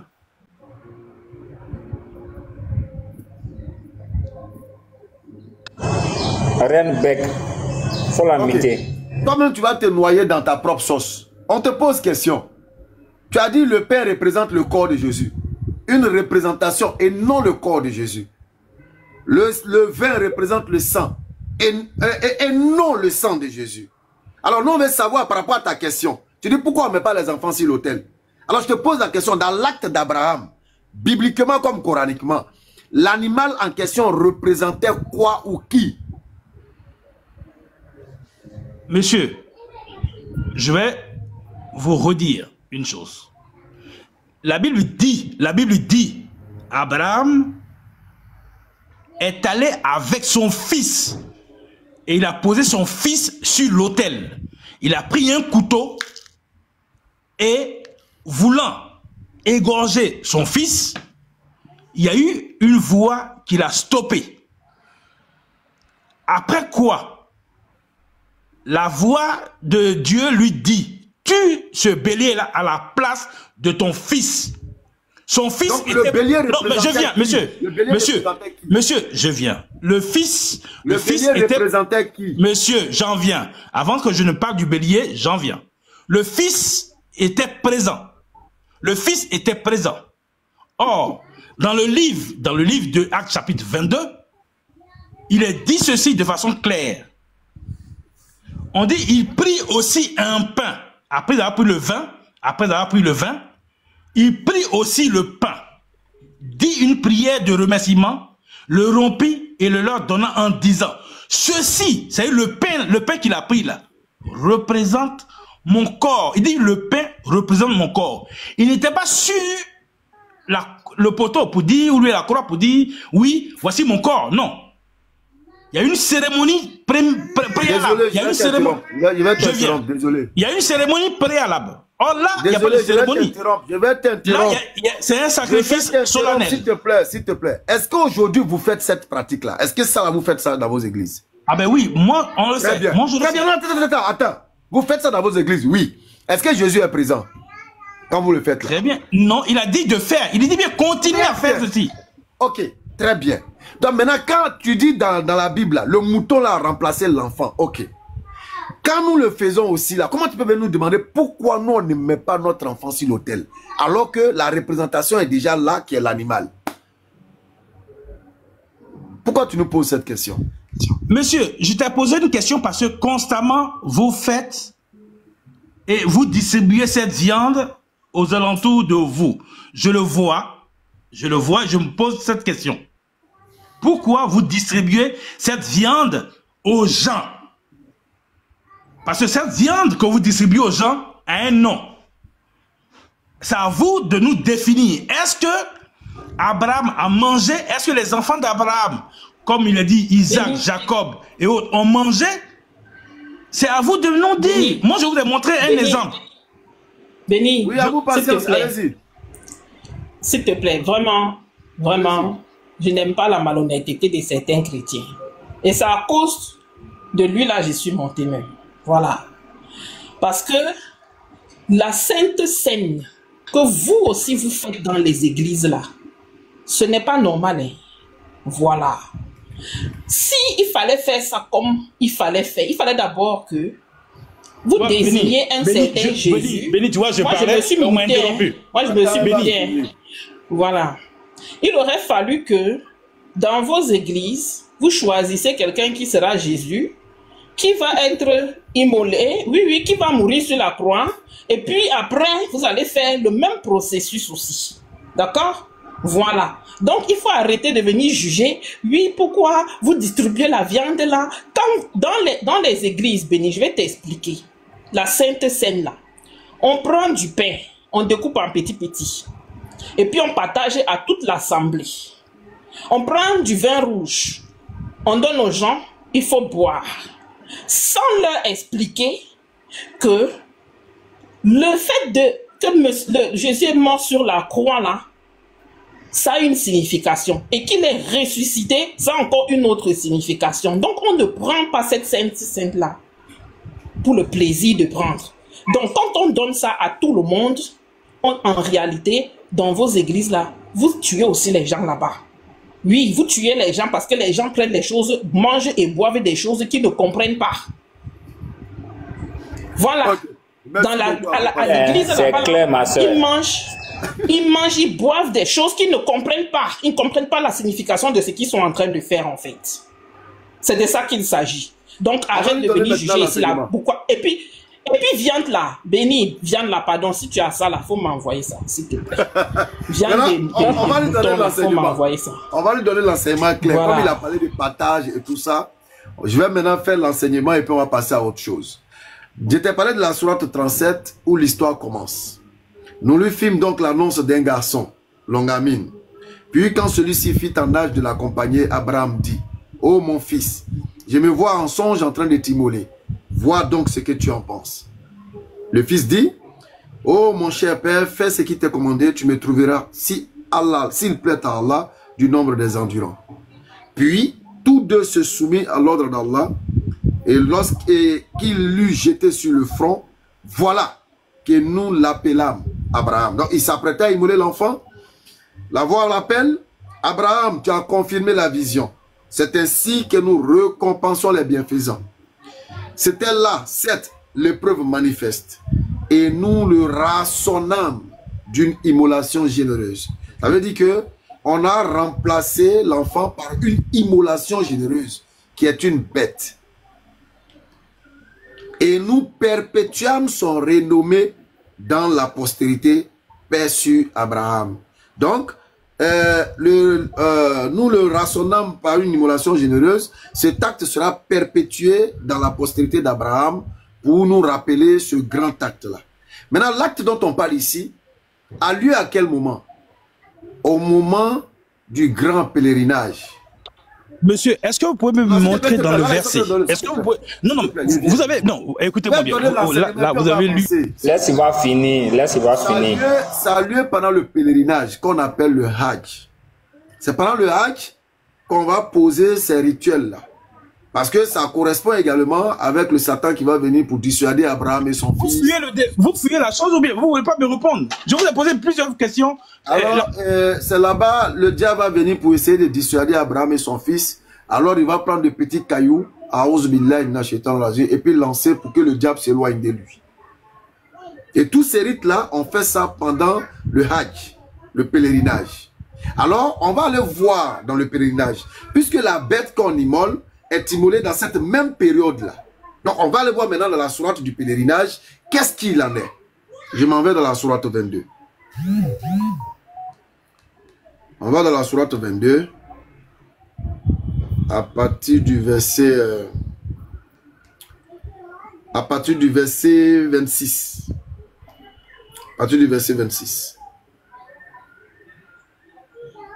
Et quand nous indiquons pour Abraham le lieu de la maison, la Kaaba, en lui disant, Ne m'associe rien et purifie ma maison pour ceux qui tournent autour, qui s'y tiennent debout et pour ceux qui s'y inclinent et se prosternent.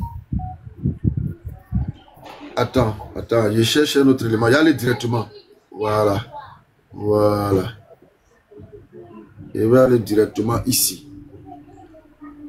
À chaque communauté, nous avons assigné un rite sacrificiel, afin qu'ils prononcent le nom d'Allah sur la bête de chapelle qu'il leur a attribuée. Votre Dieu est certes un Dieu unique, soumettez-vous donc à lui. Je prends le verset 36. Nous avons assigné les chameaux et les vaches bien portantes pour certains rites établis par Allah. Il y a en eux pour vous un bien. Prononcez donc sur eux le nom d'Allah. Et quand ils eurent la... Monsieur, vous voyez, vous perdez le temps. Vous perdez le temps aux gens. Vous perdez le... à être immolés. Puis, lorsqu'ils gisent sur le flanc, mangez-en et nourrissez-en le besognier discret et le mendiant. Ainsi, nous les avons assujettis afin que vous soyez reconnaissants. Ni les chairs, ni les sangs n'atteindront Allah, mais ce qu'il atteint de votre part, c'est la piété. Ainsi, vous les a-t-il assujettis afin que vous proclamez la grandeur d'Allah pour vous avoir mis sur le droit chemin. Donc voilà, le mouton ou bien la bête qu'on va tuer, chameau et autres, il est dit ici que nous devons en manger et nous devons aussi donner aux besogneux, nous devons aussi donner aux mendiants, nous devons aussi donner à nos voisins, en tous ceux en tout cas qu'on peut donner, on donne la bête immolée ce jour-là, conformément à l'acte d'Abraham. Voilà tout simplement l'enseignement. Mais quand tu es chrétien, bon écoute, en tant que cousin des Kémites, c'est normal qu'il n'ait pas cette capacité de pouvoir discerner tout ce qu'on vient de dire. Toujours dans l'émotion. Donc voilà un peu l'enseignement. Monsieur l'homme, tu notes et puis tu vas avec ça ailleurs, Inch'Allah. Bon. Même pas même Oussad Béni. Et même là, ils montent dans les lives des gens, ils font, comme on dirait, ils sont plus pressés que toi-même qu'à lancer ton propre live. Tu poses une question, on dit qu'il faut écouter la réponse là, tu es pressé. Il y a un monsieur en Angola. Ok. Bon, c'est lui qui revient à toi tout à l'heure. Mouchine, je sais pas, excuse-moi. Oui, bonsoir Béni. Bonsoir. Non, je ne sais même pas de quoi vous étiez en train de parler. Je suis seulement monté pour aussi écouter. C'est tout? On dit que vous êtes le cousin des Kémites. Les Kémites font libation. Vous aussi, il y a libation dans votre Bible. On fait ça comment? Merci. J'espère que vous savez que nous, on est chrétiens. Que je suis chrétien. Ça veut dire quoi? Je suis disciple de Christ. C'est écrit où? Oh. Les chrétiens, ce sont les quoi? Ce sont les disciples de Christ. Non, tu veux simplement... La définition des chrétiens en tant que disciples de Christ. Tu dis ça d'où? Très bien. Dans la Bible, c'est écrit. Vas-y. C'est à Antioche pour la première fois que les disciples furent appelés, suivant, que les disciples furent appelés chrétiens. Qu'est-ce qu'un disciple? Un disciple, c'est celui qui marche selon que Christ, lui comme Christ marchait. C'est la raison pour laquelle l'apôtre Pierre dit ceci: si quelqu'un souffre comme chrétien, qu'il n'ait pas honte. S'il te plaît, est-ce que Jésus connaît le mot chrétien? Non, est-ce que Bouddha connaît le mot bouddhiste? Non, moi je parle de Jésus. Je ne parle pas de... Parce que pour moi, le bouddhisme même, ce n'est pas une religion. C'est juste une conception, une philosophie des hommes. Tout comme la chrétienté. Est-ce que Jésus connaît le mot chrétien? C'est la raison pour laquelle, si Jésus ne connaît pas le mot chrétien, il connaît le mot disciple. D'accord. Est-ce que tu es disciple ou bien tu es chrétien? Regarde, je suis disciple de Jésus et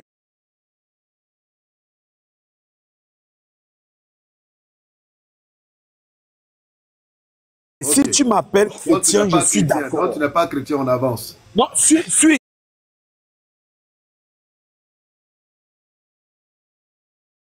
Je suis disciple de Jésus. Si tu m'appelles chrétien, je suis d'accord. Sur la base de quoi tu es d'accord?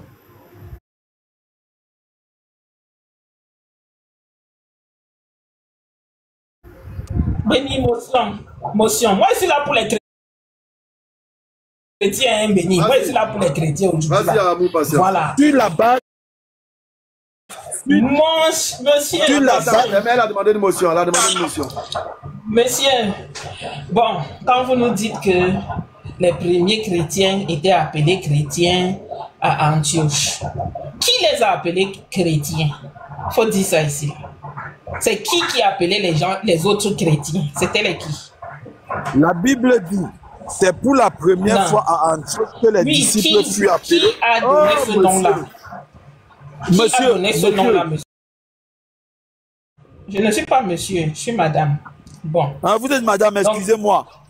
Puisque voilà, c'est faux, donnez-moi votre réponse et la preuve. Je vais vous répondre, monsieur. Et vous pouvez vérifier, hein, voilà. Les premières personnes, et c'est même dans la Bible aussi. Bon, c'est vrai que le texte m'échappe, mais c'est dans la Bible aussi. Les premières personnes qui ont donné, je ne sais plus, Béni, mais je vais te retrouver ça tout à l'heure. Les personnes qui ont donné le nom chrétien, ce sont des païens qui ont appelé les disciples de Jésus comme ça. Sinon, les disciples, là, eux, là, ils ne s'appelaient pas chrétiens. Ce sont ceux-là qui étaient appelés les païens qui ont sorti ce nom-là parce qu'ils ont vu que, oui, ceux-là faisaient comme un certain Jésus qui était venu et qui prêchait et qui faisait ci et qui faisait ça. Donc, ils ont dit, ah, ceux-là sont les chrétiens, donc les suiveurs de Christ. Mais sinon, en vrai, là, le nom des tout premiers, là, c'est pas chrétien. Voilà. Et puis, par après, le concile a récupéré pour vous appeler, vous tous chrétiens. Sinon, en vrai, là, vous n'êtes pas des chrétiens. Voilà. Mais vous pouvez donner vos sources. On vous donne le texte même depuis dans le chat là-bas. Il faut aller lire les textes qu'on est en train de vous donner là-bas. Mais tout ce qui ça béni commotion, moi je dois descendre. Regardez, vous allez faire la confusion. Bonne journée à vous. Merci. Merci beaucoup, Barry. Qu'Allah vous récompense. Non, vraiment pour toi. Personne parmi eux ne peut donner un texte qui dit que ce sont les païens. Mais ils sont là quand même à dire ce qu'ils ne connaissent pas. Je vous mets au défi que quelqu'un parmi vous là me donne un texte qui dit que c'était les païens. Comment on appelle? Attends, le test dont elle parle là, c'est du test de chrétiens païens là, pardon, les Antioches que tu cherches, amour, patience. Sinon, c'est dans Actes chapitre 11, le verset 26. Oui, oui. Voilà, voilà, voilà. Voilà, c'est ça. Oui, mais qu'est-ce que le verset dit? Qu'est-ce que le verset dit? Attends, je vais ouvrir, on va lire.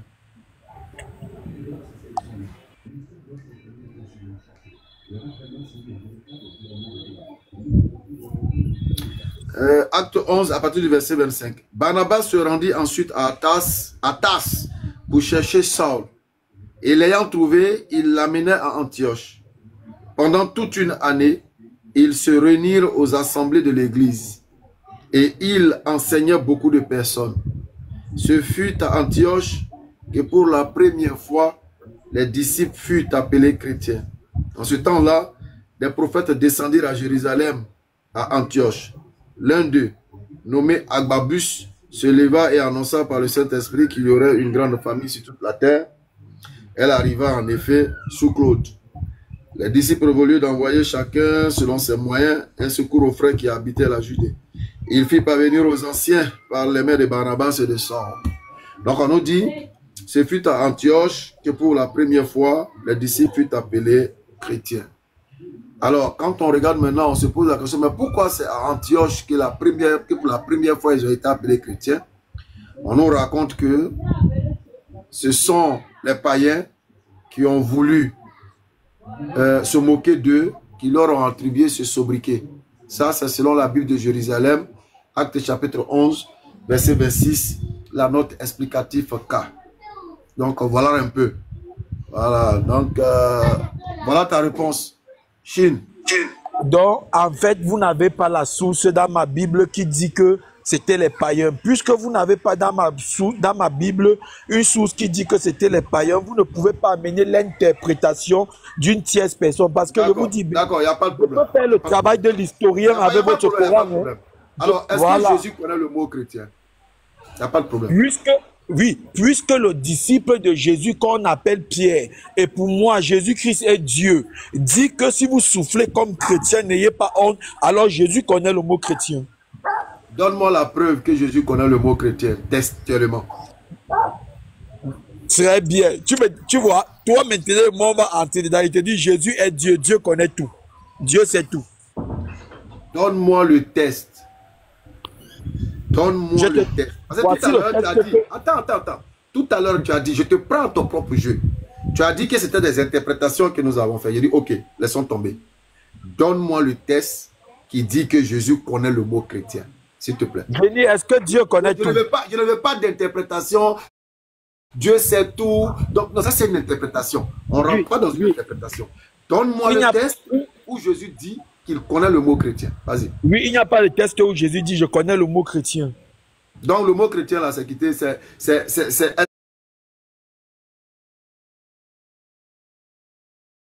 Est-ce que ça se sens là? Jésus ne connaît pas le mot. Toi, tu dis que tu es chrétien. Est-ce que Jésus te reconnaît en tant que chrétien? Attends. Est-ce que Jésus te reconnaît en tant que chrétien? Béni, moi je suis en train de venir avec toi parce que quand je suis monté, ta question était, nous on fait la libation de vin. Déjà on ne fait pas. J'allais te faire comprendre que c'est l'église. Je n'ai pas dit vous faites. Je dis, les kémites font la libation, il y a la libation dans votre Bible. Non, dans notre Bible... Non, revenons d'abord à chrétien là. Montre-moi le test où Jésus dit qu'il connaît le nom ou l'appellation. Il accepte, il croit, il connaît l'appellation chrétienne là. Donne-nous le test. Il n'y a pas d'interprétation. Regarde, si le disciple du Seigneur dit... Si le disciple du Seigneur dit... si quelqu'un souffre comme chrétien qui ne craint pas, qui n'est pas honte, puisque moi je te dis, Jésus dit que Jésus est Dieu pour moi et que Dieu connaît tout, ça veut dire qu'il connaît le mot chrétien. C'est une interprétation. Oui. Puisque c'est pas écrit. Merci. Oui, ce n'est pas écrit. Ce que tu dis là n'est pas écrit dans le texte. Donc c'est une interprétation. Oui, on revient donc à... Merci, tu as raison. Je te donne raison. On revient donc à ma question. Où est-ce que tu as vu dans le texte que c'est écrit que c'est les païens qui ont donné le nom chrétien? Non, je t'ai donné une source. Dans la Bible de Jérusalem, tu dis non. Non, je t'ai concédé ton nom. Est-ce que j'ai forcé? Tu m'as vu, j'ai discuté. Il t'a dit, ok, mettons ça de côté. Je te retourne ton même jeu. Est-ce que Jésus connaît ou a une fois entendu le mot chrétien? Non, dans la Bible, il n'y a pas un endroit où Jésus a entendu le mot chrétien. Donc, il est clair que le jour de la résurrection, quand tu vas te présenter comme chrétien, est-ce que Jésus va te reconnaître? Je vais me présenter comme disciple. Je dis, je suis un disciple. Si tu m'appelles chrétien, je sais à quoi tu es en train de faire allusion. Je n'ai pas de problème. Le jour de la résurrection, je me présente comme disciple. On dirait que tu ne comprends pas ce quelque chose. Le jour de la résurrection, tu vas te présenter comme disciple. De quelle tribu? Parce qu'il y aura 12 trônes ou 12 tribus. Il jugera les 12 tribus. Tu feras partie de quel groupe? Motion, Béni, s'il te plaît. Le texte sur lequel il s'accroche là, voilà, le texte sur lequel il s'accroche et dit que Pierre a dit que n'ayez pas honte de souffrir comme chrétien. En réalité, ce texte-là signifie juste que, comme les autres vous ont appelé chrétien pour se moquer de vous, exactement, parce que c'était une moquerie. Comme les gens vous ont appelé chrétien pour se moquer de vous, n'ayez pas honte qu'on se moque de vous, hein, parce que vous faites ce que Christ vous a enseigné. C'est tout, hein. Ce n'est pas parce que ce nom-là chrétien est validé, est reconnu. Non, vous n'êtes pas des chrétiens. Enfin, ceux qui veulent se reconnaître chrétiens, allez-y, hein, mais moi, voilà. Non, en réalité, ils ne sont pas disciples. Mais ils sont chrétiens, eux. Lui, il est chrétien. Parce que le chrétien, il est différent de Jésus et ses disciples. Là, je peux lui concéder. C'est pourquoi tout à l'heure, quand il l'a dit, le jour de la résurrection, il va se présenter comme étant disciple. Autant Jésus a dit qu'il y aura 12 trônes pour juger les 12 tribus. Je n'ai pas entendu de trône pour les non-juifs. Toi, tu feras partie de quelle tribu? Maintenant, s'il y a un trône pour les non-juifs, il faut me l'enseigner. Je vais noter.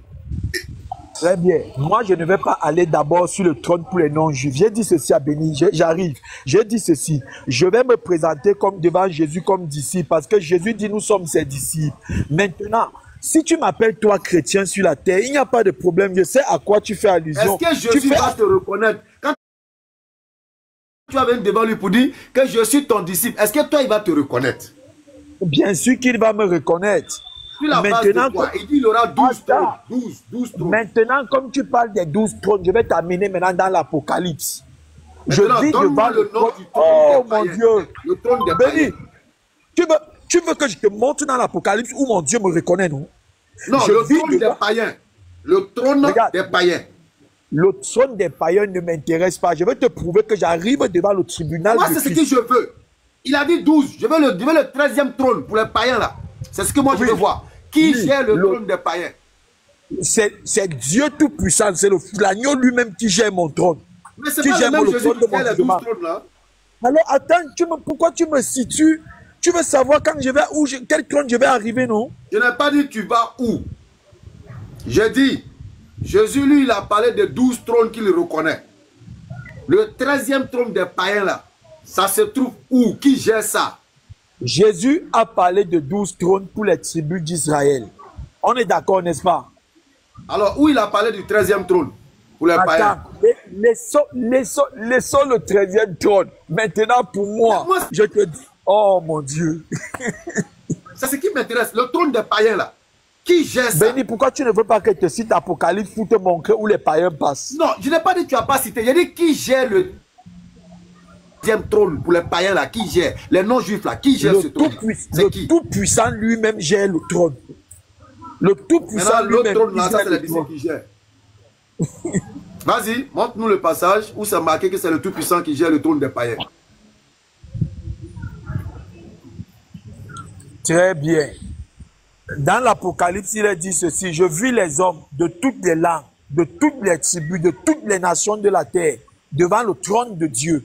Et ils étaient jugés devant ce trône-là. Est-ce que tu es d'accord avec? D'accord. Alors, tu es allé dans Apocalypse et tu parles de toutes les langues, tous les hommes, etc. Donc, ça veut dire que... Je viens. Donc, ça veut dire que le 13e trône, là, toi, tu es dedans et c'est Jésus qui gère ça. Maintenant, les 12 autres trônes, Jésus, lui, ne gère pas ça. Regarde, je ne veux pas entrer sur l'enseignement des 12 trônes avec toi. Non, mais parce que je te demande... Non, attends. Donc, le 13e trône est géré par Jésus, mais les 12 trônes, lui, ne gèrent pas ça. C'est ça? Oh, mon Dieu. Si dans la Bible, c'est lui qui gère... Tous les trônes sont gérés par lui. Tous les trônes... Il a dit clairement, et vous jugerez. Et vous jugerez. Béni, moi, je suis monté parce que tu as fait la légation de la libation de vin. Hein, parce que l'enseignement biblique... Est-ce que c'est Jésus qui va juger les 12 trônes? Et Jésus lui-même, il juge le 13e trône, ou bien c'est les disciples? Je veux comprendre. Non. Regarde, l'enseignement biblique est vaste. Tu m'as fait monter, tu m'as posé la question sur la libation de vin. Donc, tu veux qu'on laisse ce côté-là et qu'on parle sur la libation? Oui, parce que vous avez fait trop d'affinage. D'accord, il n'y a pas de problème. Donc, on te laisse ce côté-là. Allons sur la libation. Oui, qu'est-ce que tu veux dire là-bas? Le chrétien n'a aucun... Suis-moi bien. Le disciple ou le chrétien n'a aucune pratique qu'il s'adonne comme l'ancienne alliance. Ce n'est pas comme ça chez nous. Chez nous, nous sommes des disciples. On adore Christ par notre vie, par notre manière d'être. Donne-moi un seul verset du Christ qui anéantit ce que tu appelles ancienne alliance. Attends, je suis en train d'arriver. Non, j'aime gagner du temps. Donne-moi un seul verset biblique du Christ qui anéantit ce que tu appelles ancienne alliance. Un seul. Je dis ceci. Si je te donne le verset des apôtres, tu acceptes? Donne-moi un verset du Christ parce que le disciple n'est pas plus grand que le maître. Donne-moi un verset du Christ qui anéantit ce que tu appelles ancienne loi ou ancien testament. En fait, je suis en train de me rendre compte d'une chose, bénie. Tu viens dans la Bible, tu tripes. C'est comme si un match de football commence à la première minute et ça finit à la 90e minute. À la 60, tu t'arrêtes à la 75e minute et tu dis que tout le reste ne t'intéresse plus. Le reste, est-ce que ça fait partie de la partie? Je dis, voilà, est-ce que le maître a dit que les disciples vont enseigner ce qu'il n'a pas enseigné? D'accord. Alors, donc tu es en train de dire que les disciples ont enseigné ce que le maître n'a pas par rapport à la soirée. Oui, je te pose... Non, ne me dis... regarde un béni. Ne fais pas que je réponde toujours à tes questions. Non, en réalité, c'est faux, au fait. C'est faux. Parce que quand tu vas aller chercher un verset, je vais t'anéantir, au fait. Donc, fais attention. Donc, le maître n'a pas dit qu'il va envoyer quelqu'un qui va enseigner ce qu'il n'a pas enseigné. Il est presque l'heure de la sola, hein. Moi j'ai fini. Tu as fini? J'ai dit, il est 57, ouais. Toi, tu as déjà fini, non? Oui, moi j'ai fini. Ok, juste une minute. Alors, je dis ceci. Oui, moi j'ai fini. Ok, ok. Donne-moi un seul test du Christ qui vient abolir, anéantir, annuler ce que tu appelles ancienne alliance ou ancienne loi. Tout ce que les disciples ont enseigné, c'est par Christ qui l'ont enseigné selon mon livre de foi. Donc si je te donne le verset de l'apôtre qui dit ceci, la loi n'a plus d'effet en Jésus-Christ, tu seras obligé d'accepter. Tu es d'accord? Non, vas-y, cite. Cite. Non, non, il n'y a pas de vas-y, cite béni. Tu es d'accord dès que je te donne le disciple qui dit ceci, la loi est sans effet où il y a la grâce. Tu es d'accord? D'accord. Quand tu dis que la loi est sans effet où il y a la grâce, est-ce que la grâce a existé avant l'avènement de Jésus dans ce que vous appelez Ancien Testament? Est-ce qu'il y avait la grâce là-bas? Tu vois, on va partir de question en question. Non. De question là, je suis très cohérent. Je suis très... Si tu veux même là, je te fais un développement, tu m'écoutes. Tu vas voir que je suis dans la ligne droite. Parce qu'en réalité, ce que tu es en train de citer n'annule en rien ma question. Tu comprends? Même dans l'Ancien Testament, ce que vous appelez Ancien Testament, la grâce existait. Un. Deuxième élément, pour ton enseignement, même la loi de Dieu est une grâce. Si tu ne sais pas, je t'informe. La loi de Dieu, là, c'est une grâce pour l'humanité. Parce que sans la loi de Dieu, il y aurait eu le désordre sur la terre. Donc quand la loi de Dieu vient, ça vient pour mettre les hommes au moins un peu sur les pas. Donc c'est une grâce qui va apporter l'ordre sur terre. La loi de Dieu est une grâce. D'ailleurs même, c'est l'une des premières grâces même que Dieu a faites à l'humanité. Sa loi. Bon, il est l'heure, je m'avais prié, je reviens. Il a été chicoté sur ça là aujourd'hui. Alors, c'est quoi le bail? Oui, le fait c'est quoi? Je voulais prouver à Béni que toutes les doctrines qui se trouvent chez les kémites, la religion qui pratique toutes les doctrines des kémites, parce que moi je l'ai pratiqué, c'est l'islam. Puisque moi, toutes les doctrines des kémites, c'est l'islam. Je dis ceci, puisque moi j'ai été traditionnaliste, quand je regarde l'islam en face de ma religion, je me rends compte que l'islam pratique ce que je pratiquais. L'islam égorge les moutons. Moi, j'égorge les moutons. J'égorge les moutons sur le crâne de mes parents. L'islam, il y a le pèlerinage à la Mecque. Moi, je fais le pèlerinage à la montagne sacrée. L'islam, il y a le tour autour de la Kaaba. Moi, je m'en vais faire le tour dans les forêts pour mes ancêtres. Je fais les tours. L'islam, on fait les pratiques comme jeter les pieds à Satan. Moi, j'ai les pratiques que je faisais ou je faisais dans les endroits nocturnes. Donc, en fait, l'islam, ce n'est que l'extension de notre vieille tradition. C'est pas fini. C'est pas fini. L'islam fait la zakat. Va continue. Oui, l'islam fait la zakat. Moi-même, je donne l'offrande si tu vas souvent dans les coins de rue, tu vas arriver, tu vas voir une calebasse qu'on met, on met l'huile, on met beaucoup de choses, on verse les pièces autour. Moi-même, je fais la zakat. C'est ça la zakat. Cite. Je vais te citer. Cite.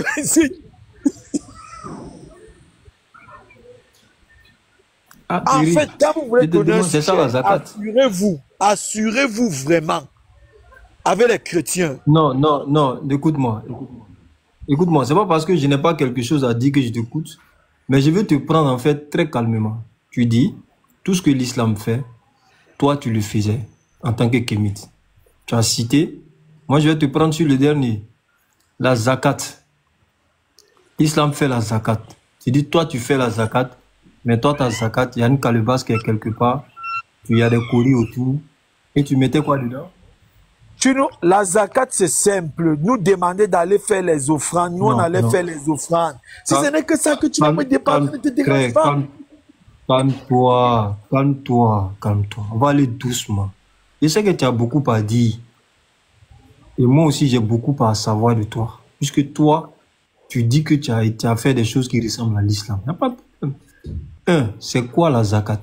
Ça, c'est ma première question. C'est quoi la zakat? La zakat, c'est l'offrande. Non, la zakat, c'est pas l'offrande. L'aumône, si tu veux dire ça, l'aumône. La zakat, c'est pas... Ok, l'aumône, maintenant, comment ça se fait? C'est quoi, concrètement? Non, attends, mon ami, Tu me demandes que c'est quoi? Je te dis que c'est l'aumône. Moi, je donnais l'aumône. Donc arrête, Ouais. tu vas me dire encore que l'aumône c'est quoi? Comment...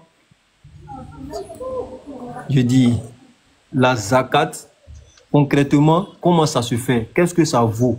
C'est quoi sa valeur? Comment est-ce qu'on doit l'enlever? À qui est-ce qu'on doit le donner, la zakat? Très bien, on doit le donner aux pauvres. On doit le donner aux pauvres. On doit le donner aux pauvres. Attends, quand il dit que la zakat c'est l'aumône, la sadakat c'est quoi? Mounchi, la sadakat c'est quoi? Vas-y, réponds. C'est quoi la sadakat? Regarde, que tu appelles ça salata. Non, laisse-moi que je regarde. Je n'ai rien à regarder. La sadakat, c'est quoi? Monsieur, que tu appelles ça salata ou tu appelles ça zakat? Non, mamana sadakat. C'est quoi la sadakat? Regardez. La sadakat, c'est quoi? Mon ami. Non, il n'y a pas d'amis ici. Nous sommes dans la connaissance. C'est quoi la sadakat? Tu es venu pour embrouiller les choses? C'est quoi la sadakat? Non, mais il embrouille quoi? Je dis la zakat. Non, tu n'as rien à dire. Réponds à la question. C'est quoi la sadakat? Pas la zakat. Non, non, non. Je ne suis pas là pour répondre à... Regarde, je ne suis pas là pour répondre à question sur question. Je dis la zakat, c'est l'aumône. Est-ce que vous êtes d'accord? Maintenant, je te pose la question. Moi, je ne suis pas d'accord. C'est quoi la sadakat? Bon, la zakat, c'est quoi pour toi? Comme tu n'es pas d'accord, tu me dis ce que c'est. Un bébé ignorant perdu dans les grands déserts de l'ignorance. Oui, la zakat, dis, pour moi, écoute. Pour toi, c'est quoi? La zakat, islamiquement, ce n'est pas l'aumône. Oui, pour toi, c'est donc quoi? Mais calme-toi, dis donc, calme-toi, on va t'enseigner l'islam. Tu entres dans une forêt où tu veux traverser, tu ne prends pas le pygmée pour t'accompagner. Maintenant, le lion est en train de te dévorer. C'est comme ça. La sadakat n'a jamais été la zakat. C'est pourquoi un riche qui a le droit de sortir la zakat, s'il donne 10 000 à quelqu'un, c'est la sadaka, ce n'est pas la zakat. Je dis la zakat, c'est l'aumône. Pour toi, c'est quoi? La zakat, ce n'est pas l'aumône. Bon, c'est quoi? La zakat, ce n'est pas l'aumône. Je ne peux pas te traduire ça en français. Il n'y a pas le mot en français pour le traduire. La zakat, ce n'est pas l'aumône. L'aumône, ce n'est pas la zakat. Manhaj. Ouais. Manhaj. Ouais, je t'écoute. Ça fait pitié. Hein. Ça fait pitié. Hein. Ça fait pitié. C'est-à-dire que tu as comme un niveau, je sais pas, un niveau d'une fusée qui essaie d'expliquer à un oisillon comment on vole. Tu vois. Et lui, il s'est dit, mais j'arrive à sautiller, c'est déjà bon. D'aucuns ont traduit la sadaka par l'aumône légal. Justement. Même quand on dit aumône, on dit légal, on ajoute légal dessus. Et le légal qui est dessus, là, c'est pas pour rien. Quand tu dis aumône tout simplement, là, tu n'as rien dit. Parce que sadaka, là, c'est une aumône. Sadaka, c'est une offrande. Monsieur, excusez-moi de vous Vous vous foutez donc de moi. On se fout de toi parce que tu n'as aucune connaissance dans l'islam. Attends, j'ai donné ma définition. Vous donnez votre définition. Arrêtez de blablater. Il n'y a aucun mot en français par lequel on peut définir la zakat. Je te mets au défi. Prends-moi Kitaboul Aïn, le dictionnaire. Prends-moi le dictionnaire Kitaboul Aïn. Tu me définis c'est quoi la zakat en français.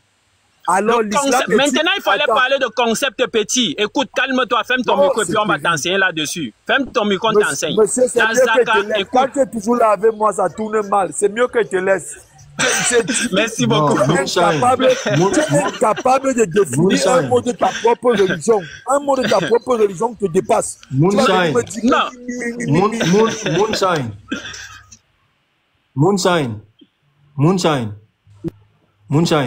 C'est pas une question de personne, ok? C'est pas une question de personne, c'est une question de vérité. Si tu dis que quand vous êtes ensemble, ça ne marche pas, mais avec cette façon de faire, ça peut pas marcher.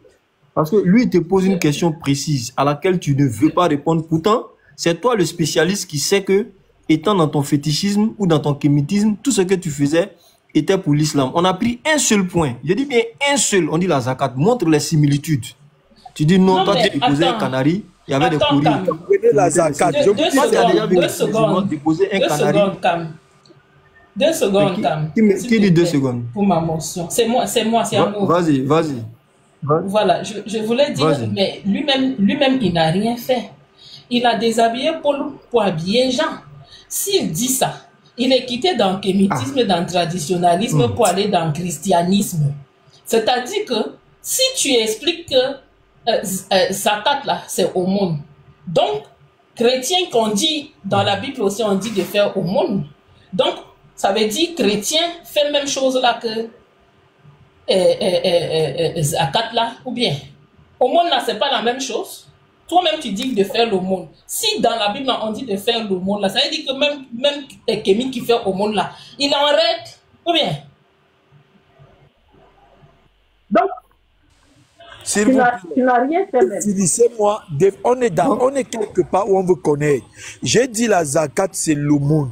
Vous avez dit que non. Ok, on va te définir la zakat. On va te définir. On va te définir la zakat. La zakat, il s'agit de l'aumône légale, définie comme ça, hein, approximativement. Mais comment ça se présente concrètement? Il s'agit de prendre dans la fortune du musulman, dans ce qu'on a appelé, n'est-ce pas, un nisab. Nisab, c'est le montant du minimum duquel on peut retirer la zakat. Chez nous ici, ça tourne autour de 300 000, 300 et quelques mille. Alors, quand quelqu'un atteint ce montant, ça fait 1 an dans sa main, il retire 2,5%, très précisément, 2,5%, n'est-ce pas, de cet argent-là, et il le donne aux plus démunis. Je reprends. La zakat, il s'agit de prendre l'argent sur les riches, prélever un peu d'argent sur les riches, l'argent qu'ils ont thésaurisé, pas l'argent qu'ils prennent pour donner à leur famille, ou bien l'argent qu'ils ont mis en compte, ou qui ont gardé 2,5% de cet argent, si ça atteint le nisab, n'est-ce pas, prendre cet argent-là et le